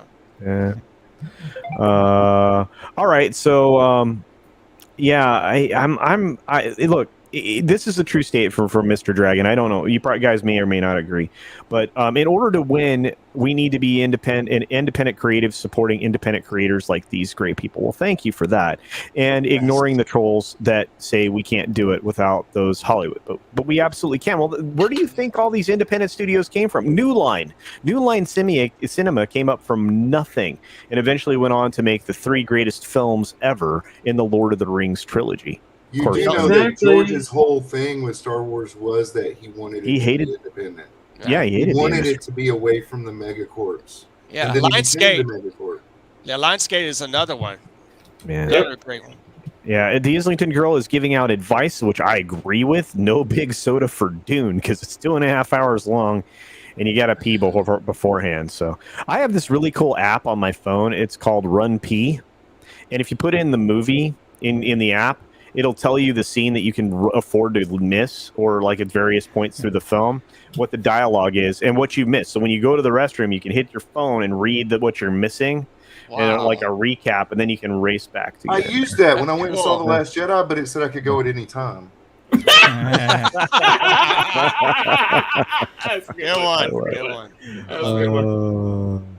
one. Peace be with all of you. I love it. Yeah, Ford versus Ferrari, great film. Yes. Curtis D is back. I am back. Welcome back, Chris. Ever. Arguably one of the best car films in a long time. I agree. Yeah, and if you're an autophile, you absolutely love that film. Raise his hand right here. even if you're not, I mean, there's other stuff in there, like the relationship between him and his wife, all that stuff. Christian Bale's a great actor. I like him, man. He's so cool. What did Monkey Jeebus says? Carol Shelby has good chili. That is true. That's actually true. It comes in a little burlap sack. It's pretty, awesome. Nice. I'll have to check it out. Gotta have some of that. That's fantastic. Hey, Grumpy Old Ninja. What's going on? Hey, Grumpy. Grumpy's in here hanging out. Love it. Curtis D says, I cannot do an English accent. I will sound like Keanu Reeves from Bram Stoker's Dracula. Okay. Well, you're pretty yoked, dude, so we were just hoping maybe, because we need a young yoked Bond, I think. Yeah. Get a drama coach. He'll help you out, Get into London. I think our friend Annie McCallum said something that I wanted to highlight, and it went by. You know what? I'm tired of the chat jumping YouTube, making me mad. Here we go. Annie McCallum says, I have 13 subs for my new channel. I've made it, guys. No, actually, you may get some more, because I think people can promote that, Andy, and I think they should. And I love your avatar, so there you go. Yes. Odeon, which is a theater company, cinema company in the UK, are building theaters in smaller form and based on the experience. Small seat count, reclining leather seats, and lots of legroom, modern era theaters inbound. I think they're going to continue to go that direction because here in the States, they'd already started to do that. Reclining massage chairs, with tables in between. My theater, which is Century, Century is most of the seating is just like that. It's smaller. It's reclining theaters. It's that IMAX kind of level screen. And I live in a very rural town in Texas, and the theater's already been upgraded that way. Yeah. Now, a lot of these things are going to the tabletop diner style movie theater experience because they can make buttloads more money off their alcohol. Yeah. Well, alcohol and food. I mean, they they can serve real food, which is one of the biggest complaints about going to the theater experience, right? I mean, I've seen like literal dining experiences where you like a full like table in a booth, a semicircular booth aimed at the theater, at the screen, and you sit with your party, and the theater's there, and the sound's all around you. They're really well done. Well, as a family, you end up spending $150 at the movie theater, then another $150 at dinner. Yep. Why not just go to one place? Dinner and a movie. There you go. Yeah. And Shellback reminds us that all media is owned by like 5 entities, and he is not wrong. Nope, he is not wrong. The drug companies. Well, pretty soon. Larry is here. A name so cool you have to say it twice. What's going on, Larry? Larry, good to see you, my friend. Let's see. And Andy McCallum's throwing down some much needed promotion here for our friend Storyman Jack. Do check out his stories, guys, because they are amazing. I've been saying this now for over a year. So there you go. Is Thomas in the chat? I didn't. Oh, the Gilkman snuck in. What's going on, Gilkman? All right. Hey. All right. Let's see. Ord's board rolled in the room. Hey, what's going on? Ah, Good to there's see you. yours. Bond needed more Ana de Armas. Yeah, I hear that she was only in the film for about 10 minutes. Is that right? What? Yeah, something like that. Yeah, it's kind of disappointing, right? Kind of disappointing. But what are you gonna do? Ice Cube would make a good Culture man. He's a great actor and a heck of a rapper. Yeah, the Loose Joystick sends a $2 super sticker. Thank you, my friend. I hope your new channel launch is going well. I hope you promote that someday here. That would be pretty amazing. That super sticker is the regular one I get from the Loose Joystick, which is a 1-up hippo. He's biting the 1-up symbol for video game style. Appreciate that. Indeed. Back to Dune. David Lynch's Dune had Sting as Fedya Rutha. Jodorowsky wanted Mick Jagger. What is your guys' crazy casting idea? I don't know. Who would you want to play that character? Weird Al Yankovic. Yeah, why not? I thought Sting did a great job. Sting made it. Yeah, Sting's To me, good. Sting made it seem like he was that off-kilter serial killer type character, which is what that was. Yeah. Yep. Yeah, and it worked absolutely. Of course, we also have people saying Larry here specifically saying Az's review of Bond was good. A Drinker did a great one right after a live stream, right after he went and saw the film. So if you get a chance to see that later today, it might be worth your while. Let's see. I'm just cruising through the Big Daddy MRI is here. Good to see you, my friend. We should sing original tunes. I think Tom's got one. I need to start getting back to doing a little bit of that, but in what time? A karaoke masterwork was lost for the ages. It was. Well, I'm trying to learn the guitar, so we'll see. Yeah, is copyright claim depending how long the song is played? No, because really, how much you can almost not even sample things anymore, right? Right. I mean, there's supposed to be a 10-second rule for fair use, but YouTube doesn't go by that. Yeah, Nina, you can shamelessly plug here, aren't you? A wrench, kiddo. I hope to be on our channel. That'd be nice. Nina did a review. It's a shameless plug for her spoiler-free review for Bond. So if you want to check that out, there you are. And if you're not, I'm trying to find her. I don't how. Yeah, Nina's a wrench. You can throw the. Anyway, It's great. I love her channel. Yeah. Wonderful girl.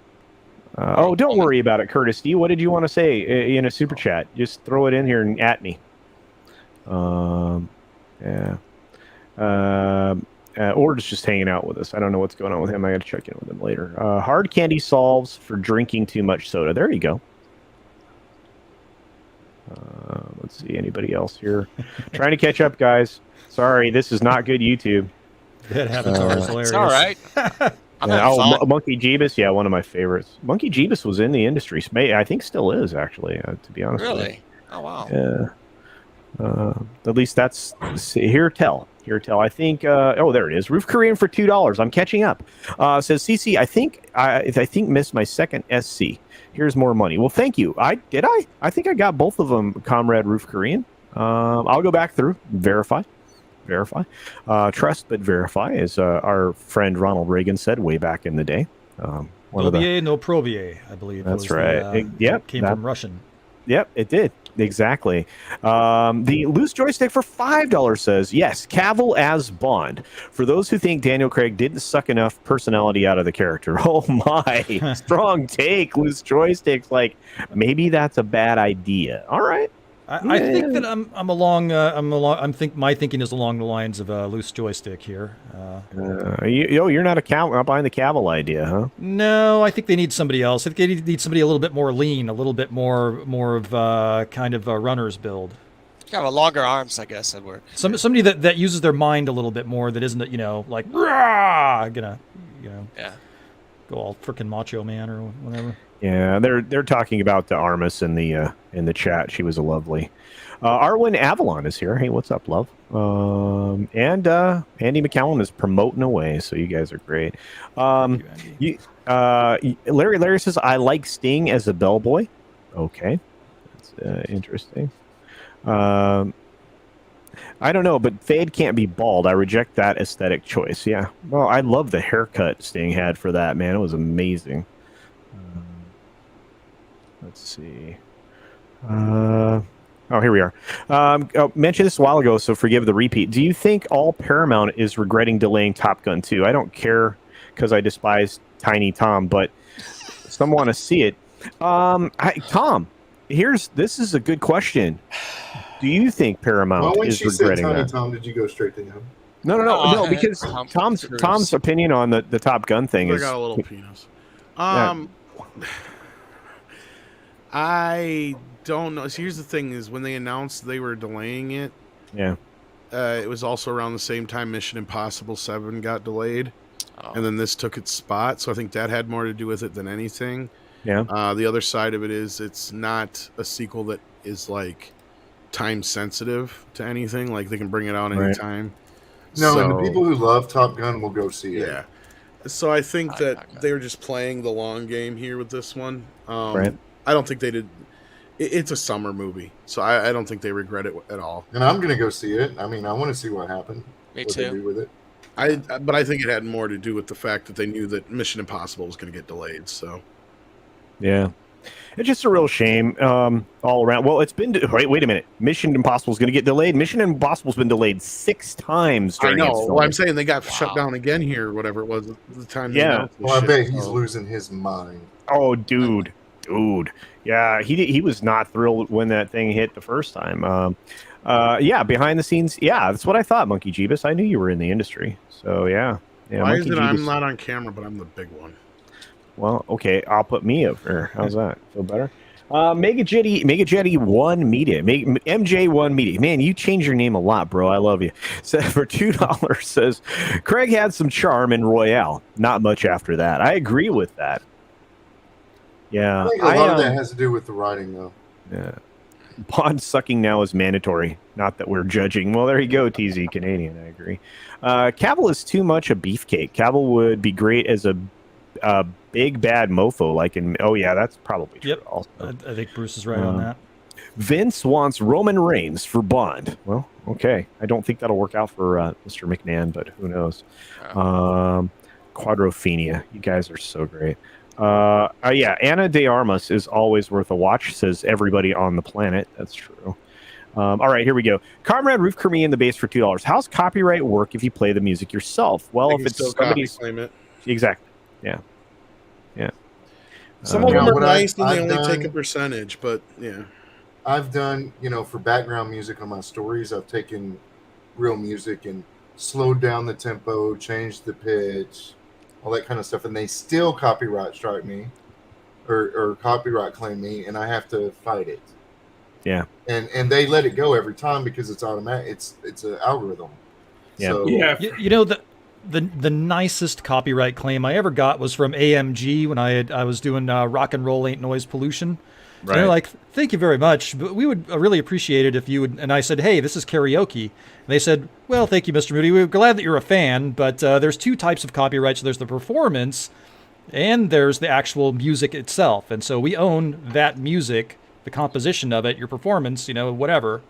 But please, mute that part. That is that's our music. We own it. Please, please mute it. That's cool. Yeah. They were nice about it, though. That's awesome. Very nice. Hail AMG. Yeah, somebody who is used to this. It's the very reason why I went to Epidemic Sound, because it's all royalty free, and that's why I also have like 2 playlists full of stuff from my own library that is copyright free for the most part. That's smart, because you use a lot of music during your streams and your intros and everything else. And yeah, copyright stuff, it's a fun thing to navigate. You just need to know the law and how to respond to a illegitimate copyright claim, which happens all the time when you're reviewing film and television and stuff. Right. And my issue isn't that when something is claimed, My worry is that if something is claimed, that's going to affect the view count, or is it going to affect the reach? Yeah. Yeah. Curtis D of Montana says, if you need a thinker as Bond, I'm screwed. Laughing my ass off. Yeah, that's true. Sorry about that, brother. Yeah, no hair. It's harder to stay cool, and you overheat easier. Is that true? I know that. Cavill's a great choice. See, a lot of people are going to go up and down on this. Read by Nature thinks Cavill's a great choice, but at this stage, it's a poisoned chalice.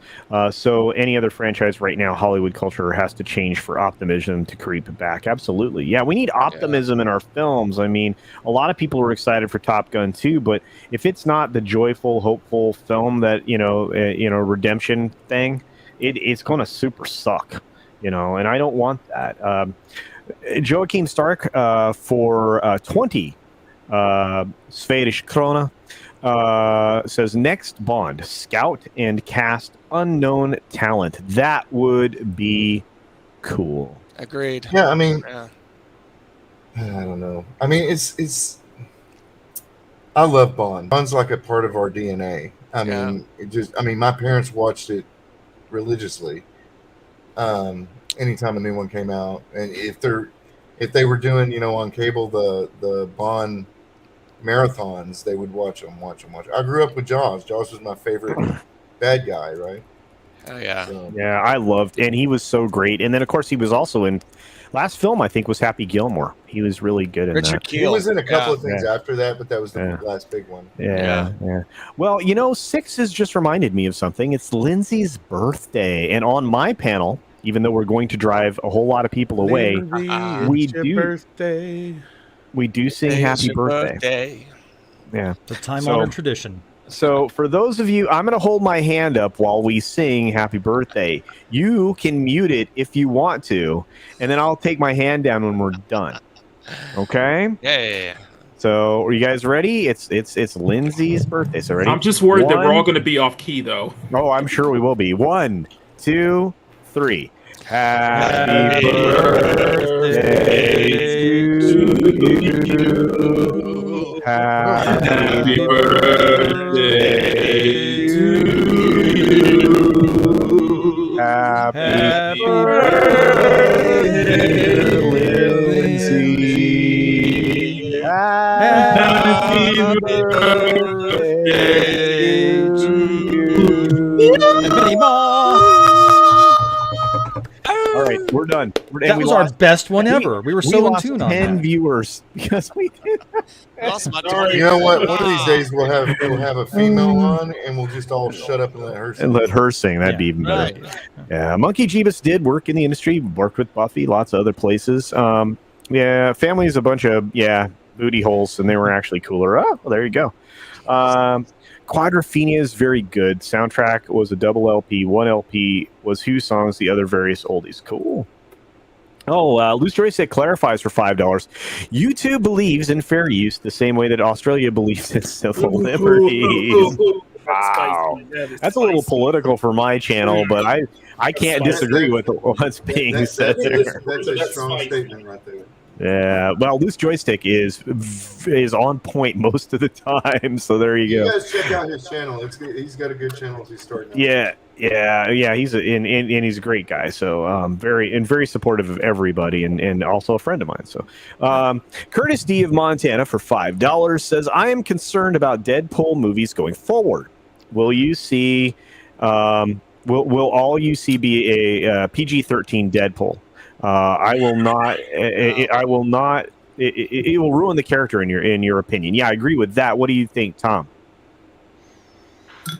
Well, what was the question about Deadpool? About Deadpool with it going forward, because now it's owned by Disney. A mouse. Yeah.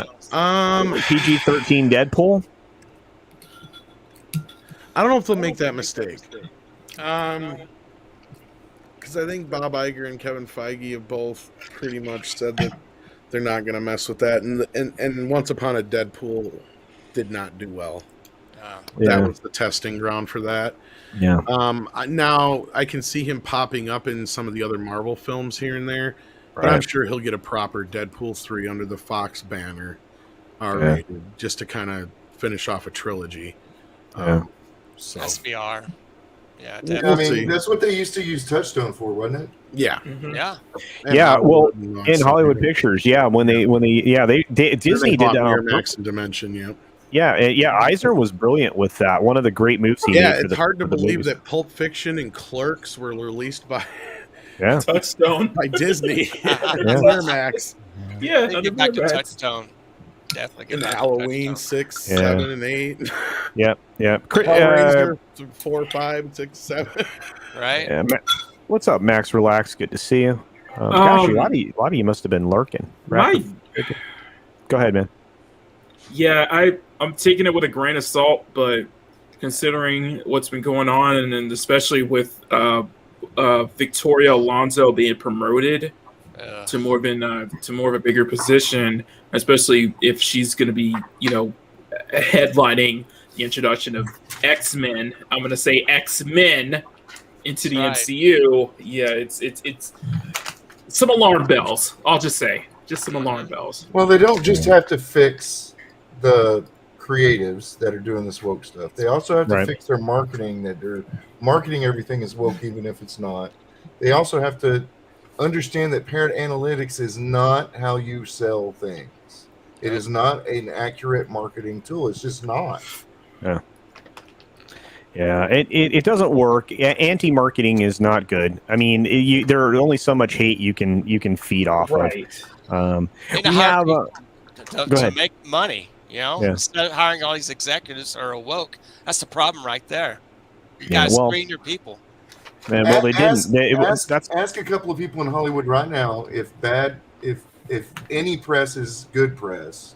Ask Harvey Weinstein if any press is good press. Yeah, it didn't work out well for him. So yeah, Comrade Ruth Korean the base for $5 says, Tom, what are the chances that Top Gun or other late releases have messaging that didn't get approved by other countries nor got rewrites, reshoots?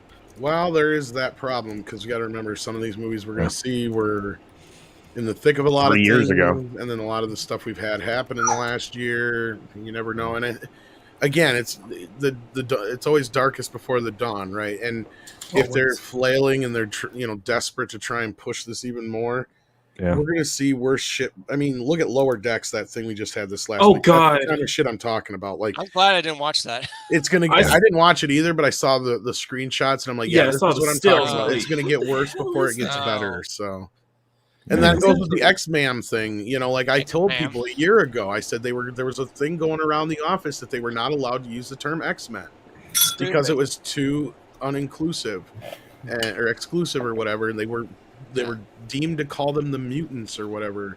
So I said, don't be surprised. Yeah, don't be surprised if the next X-Men movie is called like X-Force or Mutants or something like that. I think when these people get a taste of real life, like if something goes wrong and we're all having to struggle, they're going to be the first ones to go by the wayside. Well, we'll see. They're worried about that. Vote with your dollars, definitely. Vote with your dollars. The way to get rid of this, vote with your wallet. Yeah. Well, that's the problem is you have a lot of people who sit there and they look at it as like, it's not me. I'm not the problem. I'm talented. It's got to be because of the color of my skin or because I'm gay or because I'm a woman. And it's like, no, it's because you fucking suck.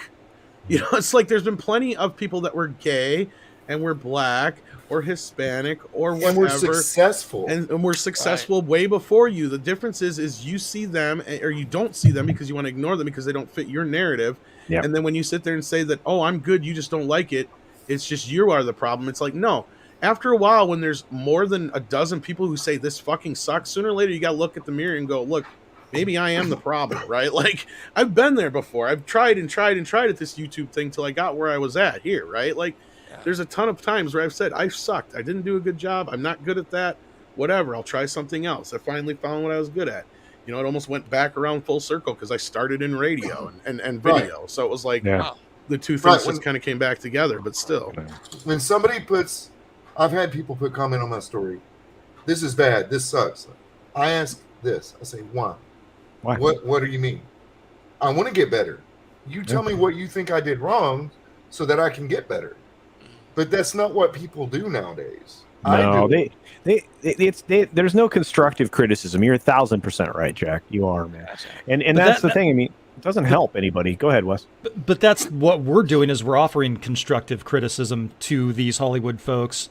And, you know, we're being, our criticism is being, our constructive criticism is being met with personal attacks, in some cases doxing, you know, hate mobs. Ridiculous. Yeah. Well, a great example is Rey, right? Like, okay, we say we don't like Rey. Why? Because she had zero training. She's perfect in every way, shape, or form. I mean, she bypasses the plot, for fuck's sake. It's basically a cardboard character. Yeah, exactly. There is no hero's journey for Rey. But if we say that, then we're wrong. Right. You know, we're istophobes. But it's like, no. Compare Rey to somebody like Sarah Connor, right? Sarah Connor started out as a 19-year-old waitress. And she had no experience whatsoever. Next thing you know, her life got completely changed when she realized, I'm going to be the mother of the future leader of the world. And, you know, she had this burden put on her shoulders. But at the same time, we saw her progress into this character she became. She wasn't like she spent how many years in Mexico training to fight? Exactly. Yeah. Well, and that's part of the story. I mean, and that's how you build upon a character, and that's actually really important when it comes to the development of this stuff. But I want to recognize Andy McCallum's £2 super chat. Says, "Happy birthday, Lindsay. Have a good one. I think we all believe that she should have a great birthday." The chat's definitely against seeing another Deadpool film that's not, that's inside the Disney stuff. Right. I think we're about to lose somebody here pretty quick. So yeah, our good friend Wes Moody is going to be leaving us, which is sad, but it happens. Oh. Yeah, this has been a fantastic panel. Love all you guys, and of course we have the best chat on YouTube. I do have to, make a little bit of money, so I have to go off and do grown-up stuff. But I do thank you guys for hanging out with us. You can find me at youtube.com/WesMoodyWebcast, where I talk about current events. How was that? Pop You have to do culture. moves here. Is that what you're saying, Wes? What? Never mind. Huh? Whoa. Okay, I missed that, but it sounded hilarious. Anyway, you can find me at youtube.com/WesMoodyWebcast, minds.com/WesMoodyWebcast, and Twitter, WM_webcast. We will see ya. Bye, Wes. Thanks, Wes. Appreciate Bye, you, Wes. brother. All right. Good being here. Well, yeah. Be safe and make money. Yeah. Look, I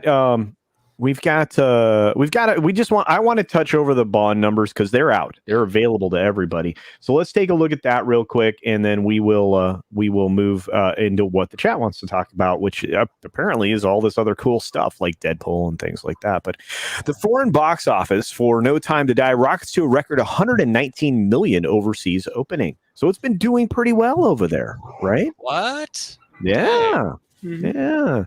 And mind you, it's in 50 markets or over 50 markets now, I think. Tom, where are you at with that? Is that right? Is it 50? Let's see. Oh, 54. Okay. Yeah, I was going to say it was 40 something, and then it opened up. And then the next week it opens in the US and a few other places. Yeah. Yeah, I'm looking forward to this. Bond hasn't lost his charm at the box office. Or not next weekend, though. Or yeah, it is next weekend already. It opens. Yeah. Yeah, and here's where it gets interesting, right?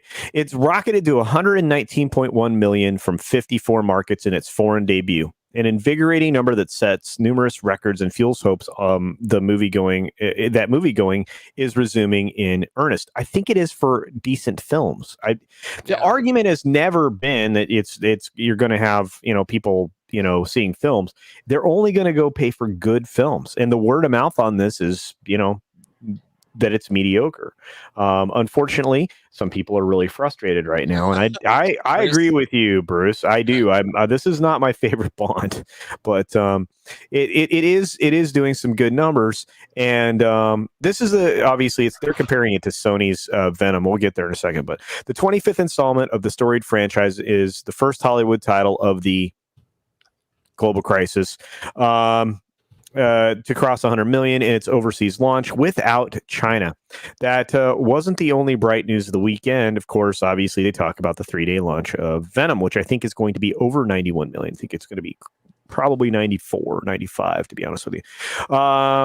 So we're going to see it on October 8th.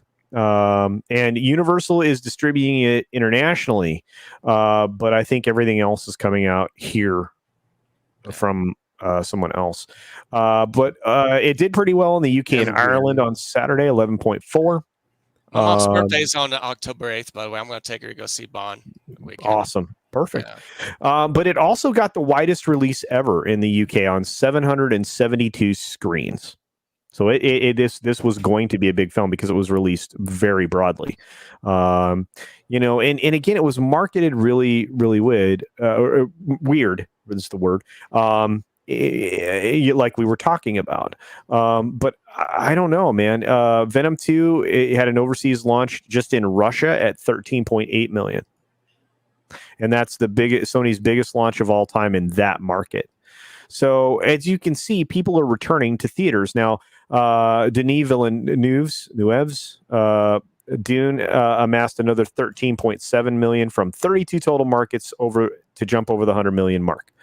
So it's not even open here in the States, guys, and we're the second biggest market in the world. Oh, it's last to see it. Everybody wants to see Dune. It's like a Sopranos movie. Like they show it in England first, and we don't get to see it. Many Saints of Newark. Yeah, I want to see that. Definitely. Yeah. So Bond is approved in China. Bond and what was the other one, Tom? They got the approval the same day. The Dune is Dune.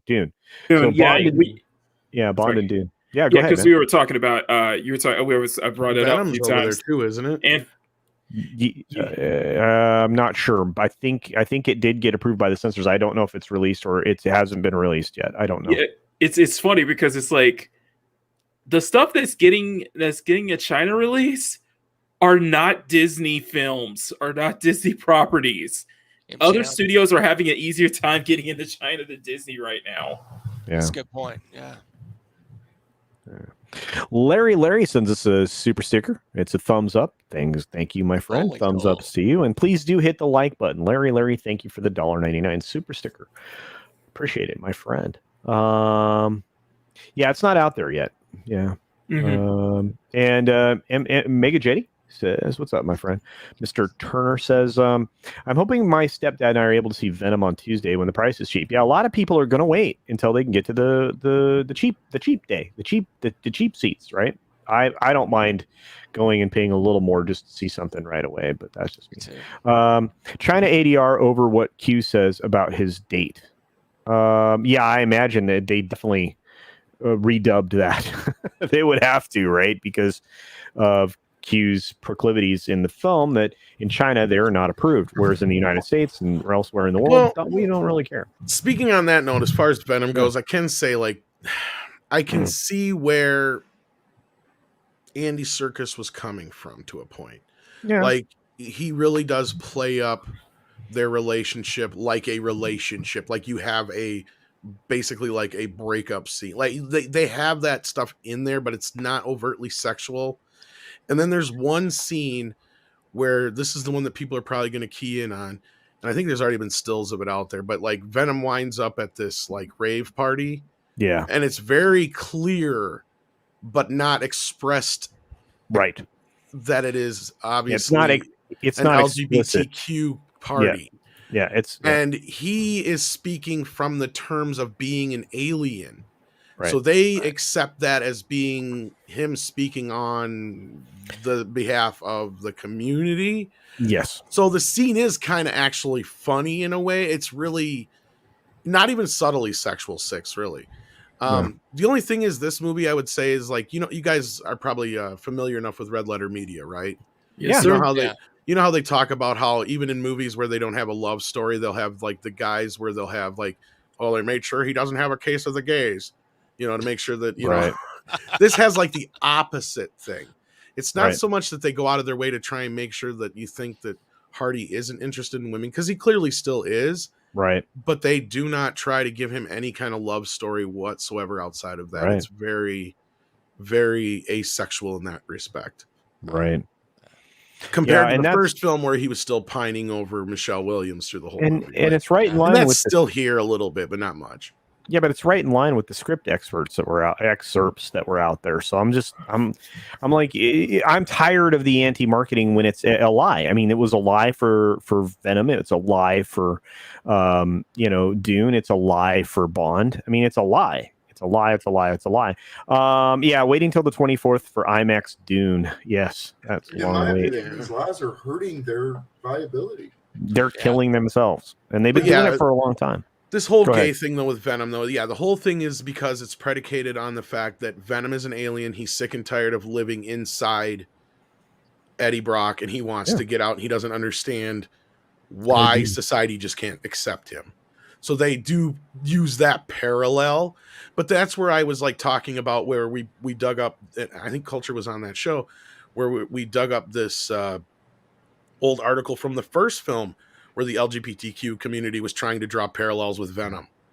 And it's like, really, though, they're doing themselves a disservice because they're making themselves come off like assholes because the shit they said in that article was quite damning. And it's like, is this what you really think of the LGBTQ community? Because I'll tell you what, I know quite a few people in that community, and they would find this insulting as shit. And it's like they honestly, this is one of the problems that I continue to see in some of the media coverage of this is that you have these really small outlets that write these really outlandish articles, for these various communities that the community themselves reject outright. I mean, it's like, to the same kind of, like reaction that most Hispanics and Latinos have to the word Latinx, right? So it's like they don't like it. They treat it as, you're trivializing all of this by, using it for these propaganda purposes. It's not just bad. that. Not just that. The people that are using it for those purposes aren't thinking it through. Oh, yeah, I want to compare the LGBTQ community to a semi-evil entity that takes over people's bodies. Yeah. I mean, Body they have no snatchers. self-awareness. Not only that, is an alien and a symbiote. Yeah. A parasitic or they have no thing, intelligence basically. or at least no cognitive ability to critically think. Right. Yeah. Yeah, and that's the frustrating part of it. But you know what? John Connors is right. I mean, they need to cut the stuff out that they have to cut the stuff out that China doesn't like, right? Because it just makes the film more expensive, more costly if you've got to shoot scenes differently, if you got to do other stuff differently. And you know what, Awesome One, you're right. Don't shill and you're rewarded. Exactly. That seems to be the way it's going. Curtis says you've seen the Sopranos TV series to understand to understand and enjoy the many saints in Newark. I have not heard good things about that. I'm probably going to watch it on HBO Max. I don't think I'll go to the. I've only theaters heard for that one good review. So Larry, I trust. Yeah, the CCP has approved several films, but you know what? Not Shang-Chi, not Eternals. Black Widow is yet to release over there. I don't know that it ever will. I don't think it will. Yeah. I really don't care if Venom makes. Oh, cute kitty. I really. His name is Chewie. Chewie. Oh, even better. Chewie! So I have a dog named Chewie, and she has a cat named Chewie. Yeah. Well, and this is the cool thing. So, Tox. Thanks, Tox says, I really don't care if Venom smokes Wang or not. Make a good film or go the hell away. Well, nobody does. Let's just be honest about it. Nobody cares. You're just separating humans from your property for no reason. And you're going to use all these terms to define them because they didn't like your bad movie. It wasn't for the reason that you're trying to make it out. It's frustrating. Absolutely frustrating. Yeah, it is, dude. A lot of people are very frustrated with this, and that Tom Hardy thing was just bad. I hope you get to see it, the Islington Girl. I really do. Yeah, everybody's loving the cat, so there you go. Lots of kitty love. Yeah, kitty bomb. Yeah, there you go. You missed the cat, Six. Just rewind a minute. He's definitely a Maine Coon mix. Yeah. So he's got the rough around Yes, I know you need to go. I was about to say, Mock.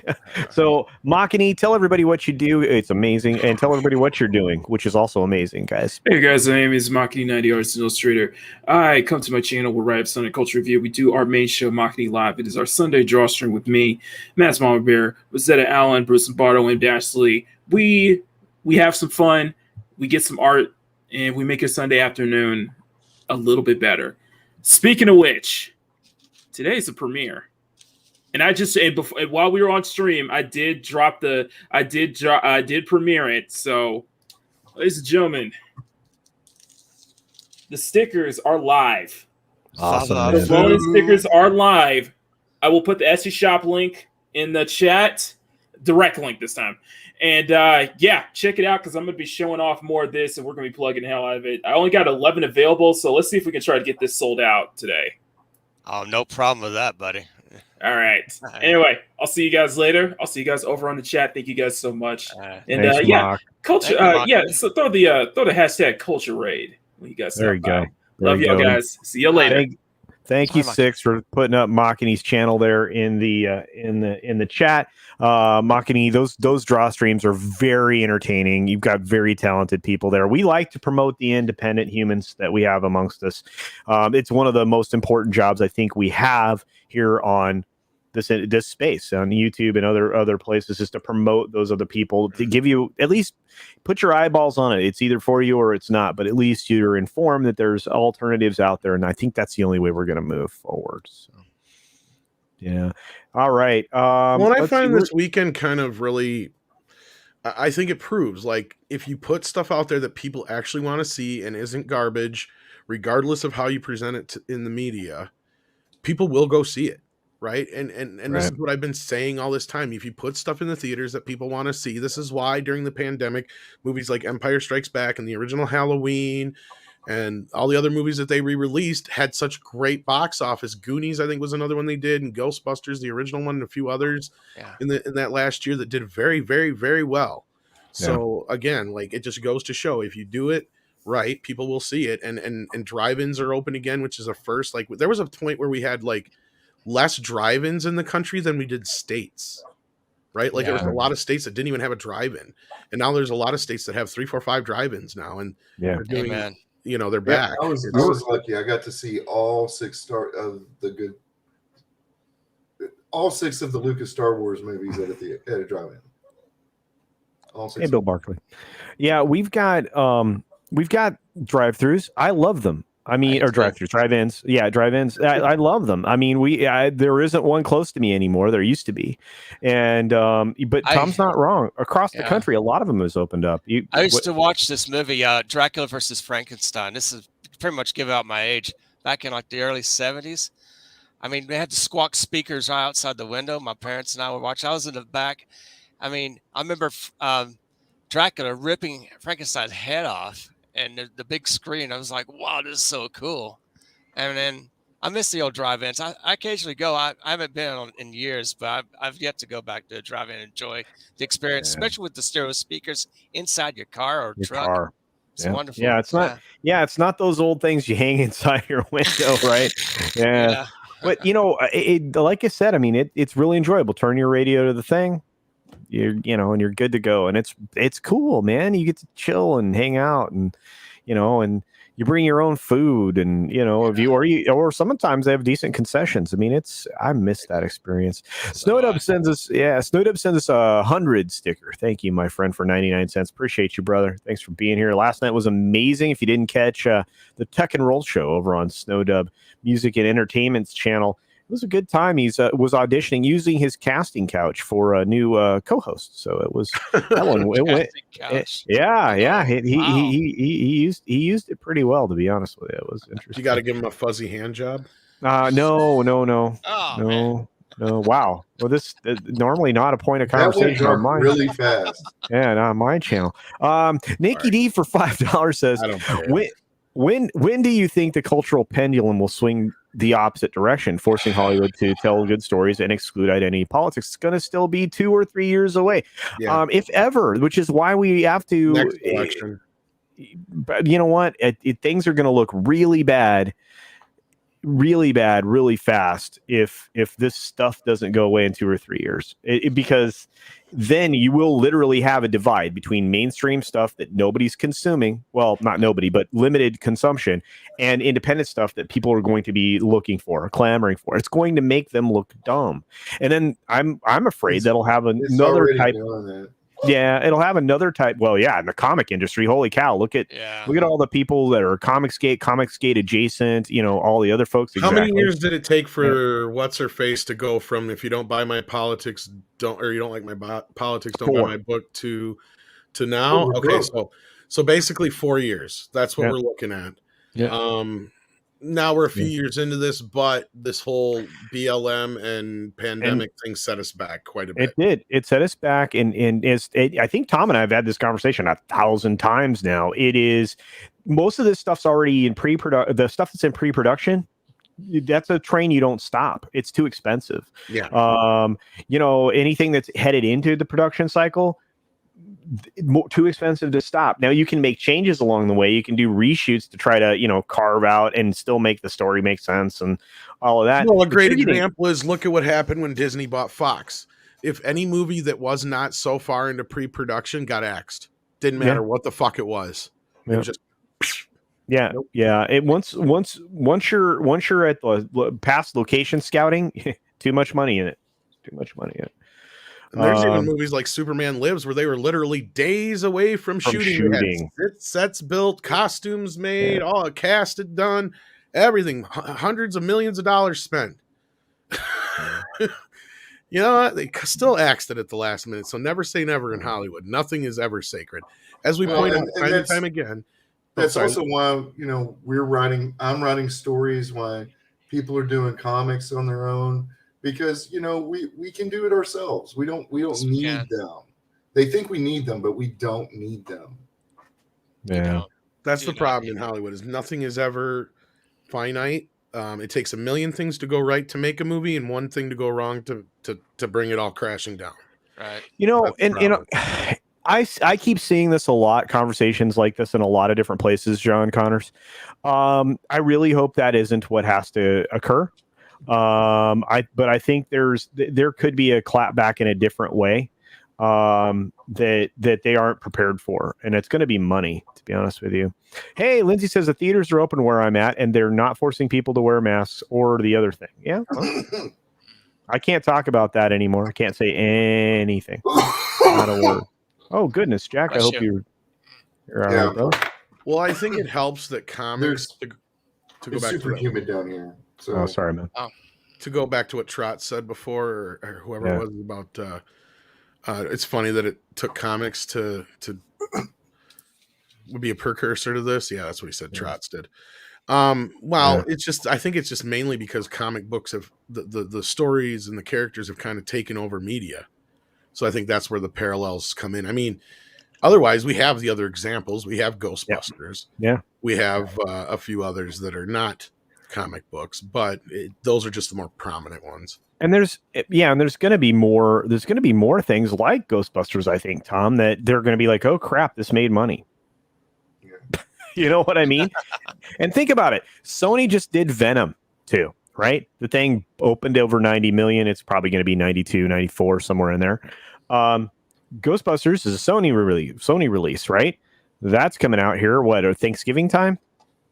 Is it Christmas time? So it's a few days before Thanksgiving or a few days before Christmas time? Comes out the week of Thanksgiving, yeah. Yeah, okay. So now you're starting to see that this Sony release strategy is working. And in fact, they said so in the article we just read, right? So it's just, I don't know, man. I'm optimistic that profits will turn these silly humans around. So, yeah, and this is happening in school boards. I mean, you have the folks in Canada are sitting in the street eating food and picnics in front of restaurants. It's happened in New York. New York's restaurant business is down 40 to 60%. There are lots of fronts that everybody is pushing back on now. So we'll have to see. I did not wait in line. Whoa, I'm sorry, I clicked the wrong one. Chat jumped. I did not wait in line for any of the Disney trilogy, kids. Not once. No lines. I have a mentor fresh military in critical thinking. Oh wow, that's cool. Right. And adaptive problem solving. The generation is clueless. They don't think. They just react to life. However, Twitter tells them, and that's the problem. They trained the perfect consumers in school to consume a lot of garbage, and they don't think. Garbage in, garbage out. That's an old programming term, kids, and I believe me. It's something I learned very early on because I was one of the very early people who adopted the ability to, program computers and stuff. But it's just, Wow. By the way, was actually surprised by the implication revealed by the post-credit scenes of Venom 2, because for me, it's something that was going to happen eventually anyway. Yes. Tom, you want to skate around that one without giving a spoiler? Go back to the question again, so I It's can. right there. It's on the screen. Bill Barkley. Anyone actually surprised by the implication revealed? This is what I've been saying for a year, Bill. Every time somebody's like, "Oh, Sony's going to go do this and Sony's going to do that," I'm like, "You think so? You think so?" They want to make Sinister 6, dude. And Amy's name was on Who this one could the least of blame them? all. I know. I've noticed that. Are you really think they're going to try to give her the boot heel, huh? No, but they're not giving her any more than they fucking have to. Sorry for the language, but yeah. No, you're fine. No, we're an hour and 45 minutes, and we're actually winding down. She's an executive producer, and she didn't get a logo until the end. I'm going to say that much. Wow. Wow. All right. Well, there you go, guys. They don't like her very much. Unlike, what was it, Spider-Verse? Her logo was all over that. All over the place. And, yeah, and Curtis D said, "Did no one think my Venom thing was funny?" I thought it went by so fast, I didn't get a chance to comment on it. Alberta's pushing back on it. You're starting to see more of that. Yeah, and Six says, "I almost smiled at." So there you go. The ladies were impressed. Let's just pray that things don't get G.I.G.O. Finite essay. G.I.G.O. That is the old. Yeah, that is true. Yeah. I'm so glad I grew up pre-internet for the most part. Yeah, most of us that did. Thank goodness. The internet is a tool. It is not a source of information. If it's your only sole source of information, and you can't go outside and do your own thinking, there's a big problem. Yeah, it's hard to believe that a lot of us are the last generation to grow up without the internet, a home computer, or a VCR, or some type of video transmitting device within the home. Speaking of tools, people don't know how to search for information on the internet properly. Yeah, speaking of tools, there's too many tools on Twitter and other places. So, yeah, I remember when it was a big deal to load up the old Encarta for school project. Yeah, punch cards. I remember those, kids. I actually had some. I might actually have a box that still has some in it. Casino needs an Owen Wilson. Wow. Yes, I do. I actually went looking for. Wow. The problem is everybody puts music behind it, so it's like, crap, I can't, and then I have to edit the audio. It's painful. If you get lucky enough and you got a movie that's digital and has a 5.1 mix, throw it into a editing program, Culture, and just pull out pull the center. You sometimes get lucky. Yeah, I can do that. I'll pull the center on it. That's what I do to tend to generally avoid music copyright movies. Yeah, to get around, like you get away with more video than you do audio. Like always, yeah, because you get 7 to 13 seconds depending upon the studio. But yeah, that's just a little tip for those of you out there in the world. Miriam Noah says, "Hey guys, talking heroes. Who are your top female superheroes ever?"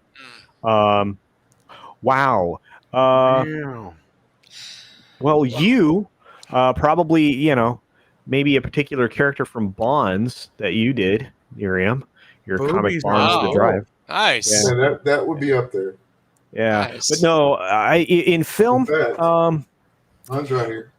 I've got amazing things. I still haven't released the other unboxing video. Oh, Fembat, there you go. We've got let's see. Okay. You know what? I'll formulate that. Okay, Rogue. That's a good one. Black Widow. Okay. Storm. Yeah. I've always liked Wonder Woman. Yeah. Wonder Woman. I'm having a hard time with number 5 because it's a toss-up. Yeah, Catwoman. Yeah, because it was Catwoman has been a favorite of mine. Yeah, Yeah, like Invisible Girl for that one. yeah, Invisible Girl, or it was going to be Wanda Maximoff, but that was before Disney got a hold of her. Yeah. So that's where I'm at. So I get stuck sometimes because I lean into the horror side of things and the magical and mystical and all of that. It's hard. But yeah, before Disney got a hold of Wanda, probably. I don't know. How about you, Apex? What do you think? Well, shameless plug. Of course, Fembat, by the way, this is going to be at the back of my ash can, which is on sale at Tales Awesome. of Zero on Indiegogo. This will be the first printed appearance of the Fembat ad. It will be full color, by the way. We have Purple Smurf 13 doing the colors. That's his campaign. Tales of Zero on Indiegogo.com. It's only like $15, but you're getting a superior product. I did all the drawings. He did the writing and the colors. It's superb science fiction. If you like science fiction, a little bit of dabble of horror mixed in with suspense, you'll love Tales of Zero.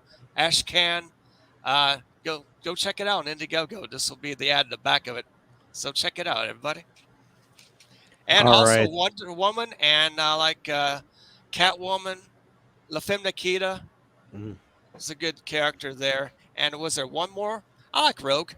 It's just pretty cool. Rogue was great. Yeah. What about you? What about you, Storyman?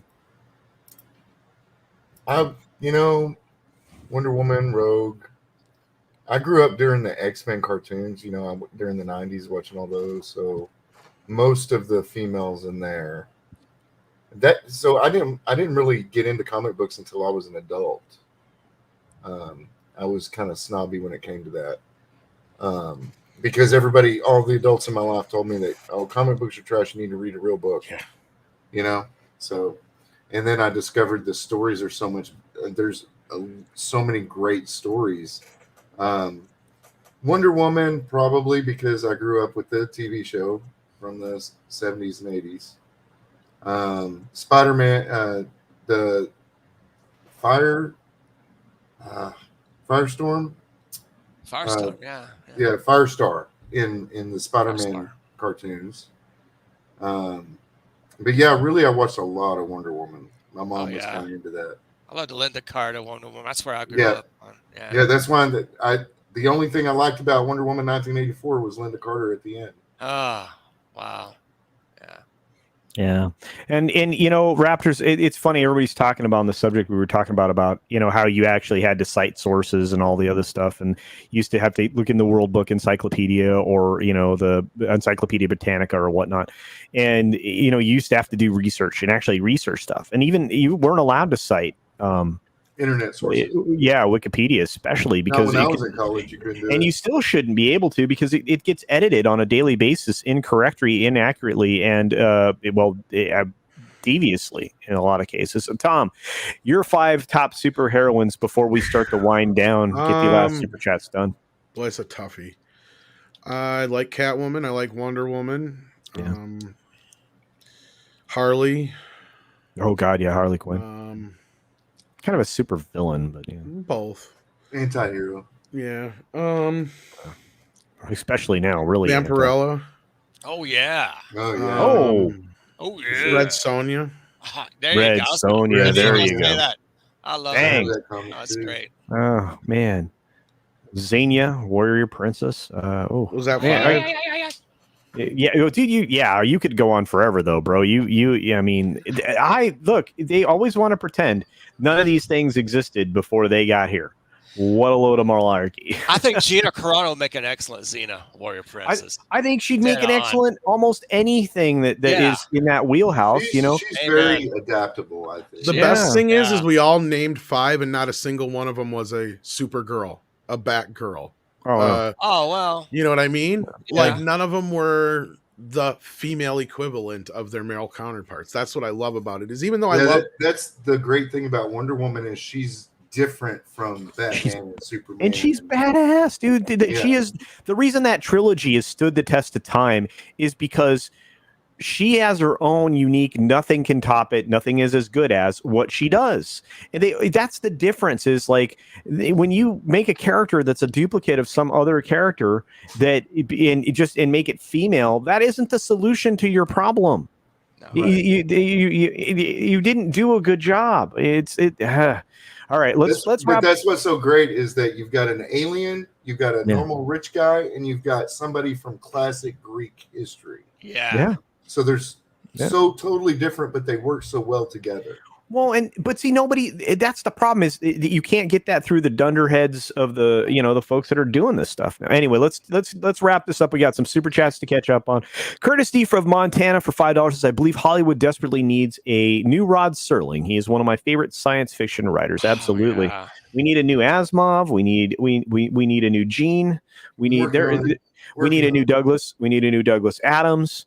We need minds. We need good minds. We should be in a hunt of good minds, not corrupted minds. Cecil B. DeMille. Oh yes, please, thank you. Yeah, and there's you guys, the chat's blowing up in there right now. Look, I mean, everybody was like loving that. That was a great question, and thank you. Love that show. Thank you, Nerium Noah. But guys, right now that book, Bonds the Drive, is in demand over on Indiegogo. If you don't own a copy, it's absolutely gorgeous. Nerium's also contributing to the new comic version of Sunswarm. We promote comics here. We promote comics on all the streams I'm on. Look at this. I know it's gorgeous. It's gorgeous. If you watch my unboxing video of that comic, it was like Christmas time, because it's so pretty. And look, we have a creator on the panel with us right below me, and it's one of those things that we value. Look, you have Fembat right there. Look at that. Character models, great lettering, just beautiful. Thank you. She's a go-go dancer from the late 1960s. Yeah. You got bit by a vampire, and she's looking for a cure to regain her mortality. Yeah. That's awesome, man. Basic plot right there. That's a great story, and like I said, I mean, you have so many of these characters that are either being created by someone like Apex down here, or someone like Nerium, or people that are being developed in the right way. Because there's still some characters out there that are being properly written.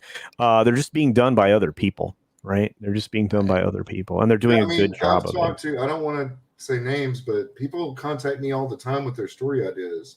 I mean, a person that was on this stream earlier has a story that he is going to town on. It is going to be amazing, simply terrific. I might need a Halloween story from you, Storyman Jack. We'll talk later. You guys should. On that note, we got to wrap, guys. I had such a great time. I want to say thank you to all of you who stayed for the entire run. 76 of you here. Please subscribe to everybody. Yeah, we were up and down over that number. I want to say thank you for coming, guys. We really appreciate all of you. Please support everybody that's on the panel, all of the folks that are out there in the chat that also have channels, everybody who's doing anything that is in the independent sphere, as specifically as our friend Apex, who I'm going to let do his own outro, but of course Nerium Noah in the Rogue family, who's an incredible comic creator, our friend obviously Red Gaze, our friend Vinny Art, and Frankie Knows, and all of these people that make all of this stuff that you can love, that you can consume, that you can make, that you can take into you, that's not going to change. So it's fantastic. It really is. And one last super chat from Joachim Stark for 20 Swedish krona. Drew Hayes equals superpowers. Try the audiobooks. Definitely. I'll have to give that a look. Books, by the way. All right. Yeah. We crossed the 100 like threshold. Thank you for those of you that helped make that happen. Thank you, Rita, for being here. Thank you, Curtis D. I will try to get back to you via email today. Otherwise, I'm sorry, it might have to wait till Monday. But I have obligations all over the place that I have been pushing back, and I got to stop doing that. You guys are the best. Please take care, everybody. Nerium, you are lovely. I really hope that you guys promoted can promote Nerium's book. In fact, not only that, I'm going to make, while we do our outros, I'm making her a moderator right now so she can throw her Indiegogo link in there.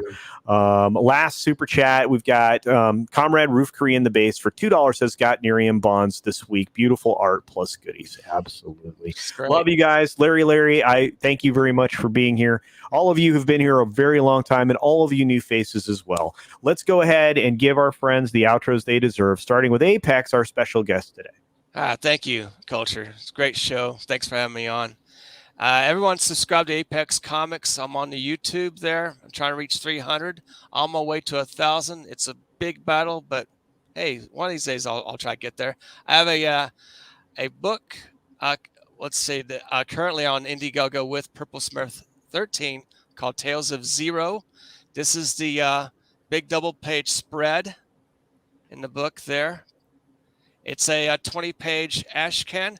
It'll also premiere the first advertisement and first printing of Fembat, which will be on Indiegogo later this year. I have I'm going to build a mailing list, and also Culture, I may have to get with you later on if you Sure. can help me with the video. Absolutely, my friend. 45-second Absolutely. video. Real Yeah, simple. we can do it. Well, we can do that. We'll punch it up. If we have to, we'll reach out to the great people like Red Gaze and get a hand maybe, because he does great. Oh, great that's entries. wonderful. So I appreciate everyone that's came here today. So thanks for having me, Culture, and God bless everyone. All right. No, thank you, my friend. And of course, our other very special guest and one of my good friends, Tom, from Midnight's Edge After Dark, Midnight's Edge Espanol, Midnight's Edge Archive, MEAD Radio, Midnight's Edge auf Deutsch, Midnight's Edge in Canada, Midnight's Edge, or I don't know. Whatever it says Midnight's is probably Tom's there. What do I do now? Nothing. Just promote something. Well, if I can find enough people who've seen Venom, I might do a round table today. Outside of that, I don't know what I'm doing anymore. All right. Well, I don't know what today is. Today is Sunday, and you always do great things. And I can't wait to be hanging out with you again, maybe tomorrow or maybe Tuesday at the Tuesday Tirade, my friend. So thank you for that. Anything else, Tom, or you don't want to promote yourself at all? I'm problematic. Okay. Well, I don't think so. I love you, dude. I love you, dude. All right. And finally, our very own writer, creator, storyteller, the man with the hat, the man with just some, he's got stuff. He's got stuff. So Friday I released Zombie Nana, which is a Redneck Randy story. Yesterday was Shift, kind of dystopic. Tonight, the title is Night Terror, a retelling. So the very first story I put on YouTube is called Night Terror, and it's about a girl out behind her house. And I created a second part to that, and I kind of rolled them all together. So that will be tonight, and then a Lucifer's Wolf story called Witch will be tomorrow night, and then we'll go from there. That's so great. And you are just killing it. I loved your stories from the very beginning. Bill Barclay loves your hat. But look, I really appreciate what you do. And Storyman's unique. He will let you use his story if you give him credit. So if you're a creator of any kind, reach out and tell him what you plan to do, and he will grant you permission. Yeah, I'll even write it up and say you got permission so long as I get credit for the story. Yeah, and that's amazing. This is a kind of fellowship that we're building everywhere. Cooperation. Well, and see, there's a difference. I'm not in it for money. I'm in it to entertain. Yeah. I'm in it to entertain. Yeah. So if somebody can be inspired by me entertaining them, then and want to use that, then I'm fine with it. Right. And I did update the credits, although I got a new member since I did the update. So we are going to close it out. Any last word from anybody? I would say okay. just watch some good movies, read some great comics out there for independents, Indiegogo, Comicsgate, wherever, all indies. You know, promote the independent creators and the independent filmmakers, and now video game makers. Everyone who's independent from Hollywood. You know, we have each other to entertain. We do. You can cut the cable and get on the YouTube or the Odyssey or wherever. I don't watch TV anymore. So great point. All right. Well, we're going to close it out, guys. I'm going to end this stream the same way I always do, which is be sure to take care of yourself, take care of others, wash your hands, of course, because it's good hygiene. And until next time, Bye. And baseline by.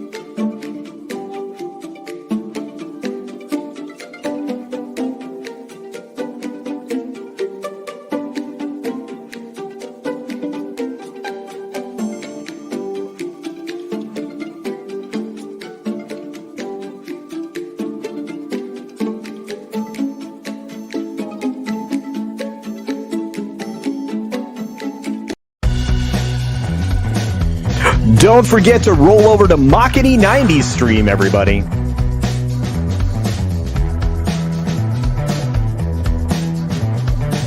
Hashtag Culture Raid.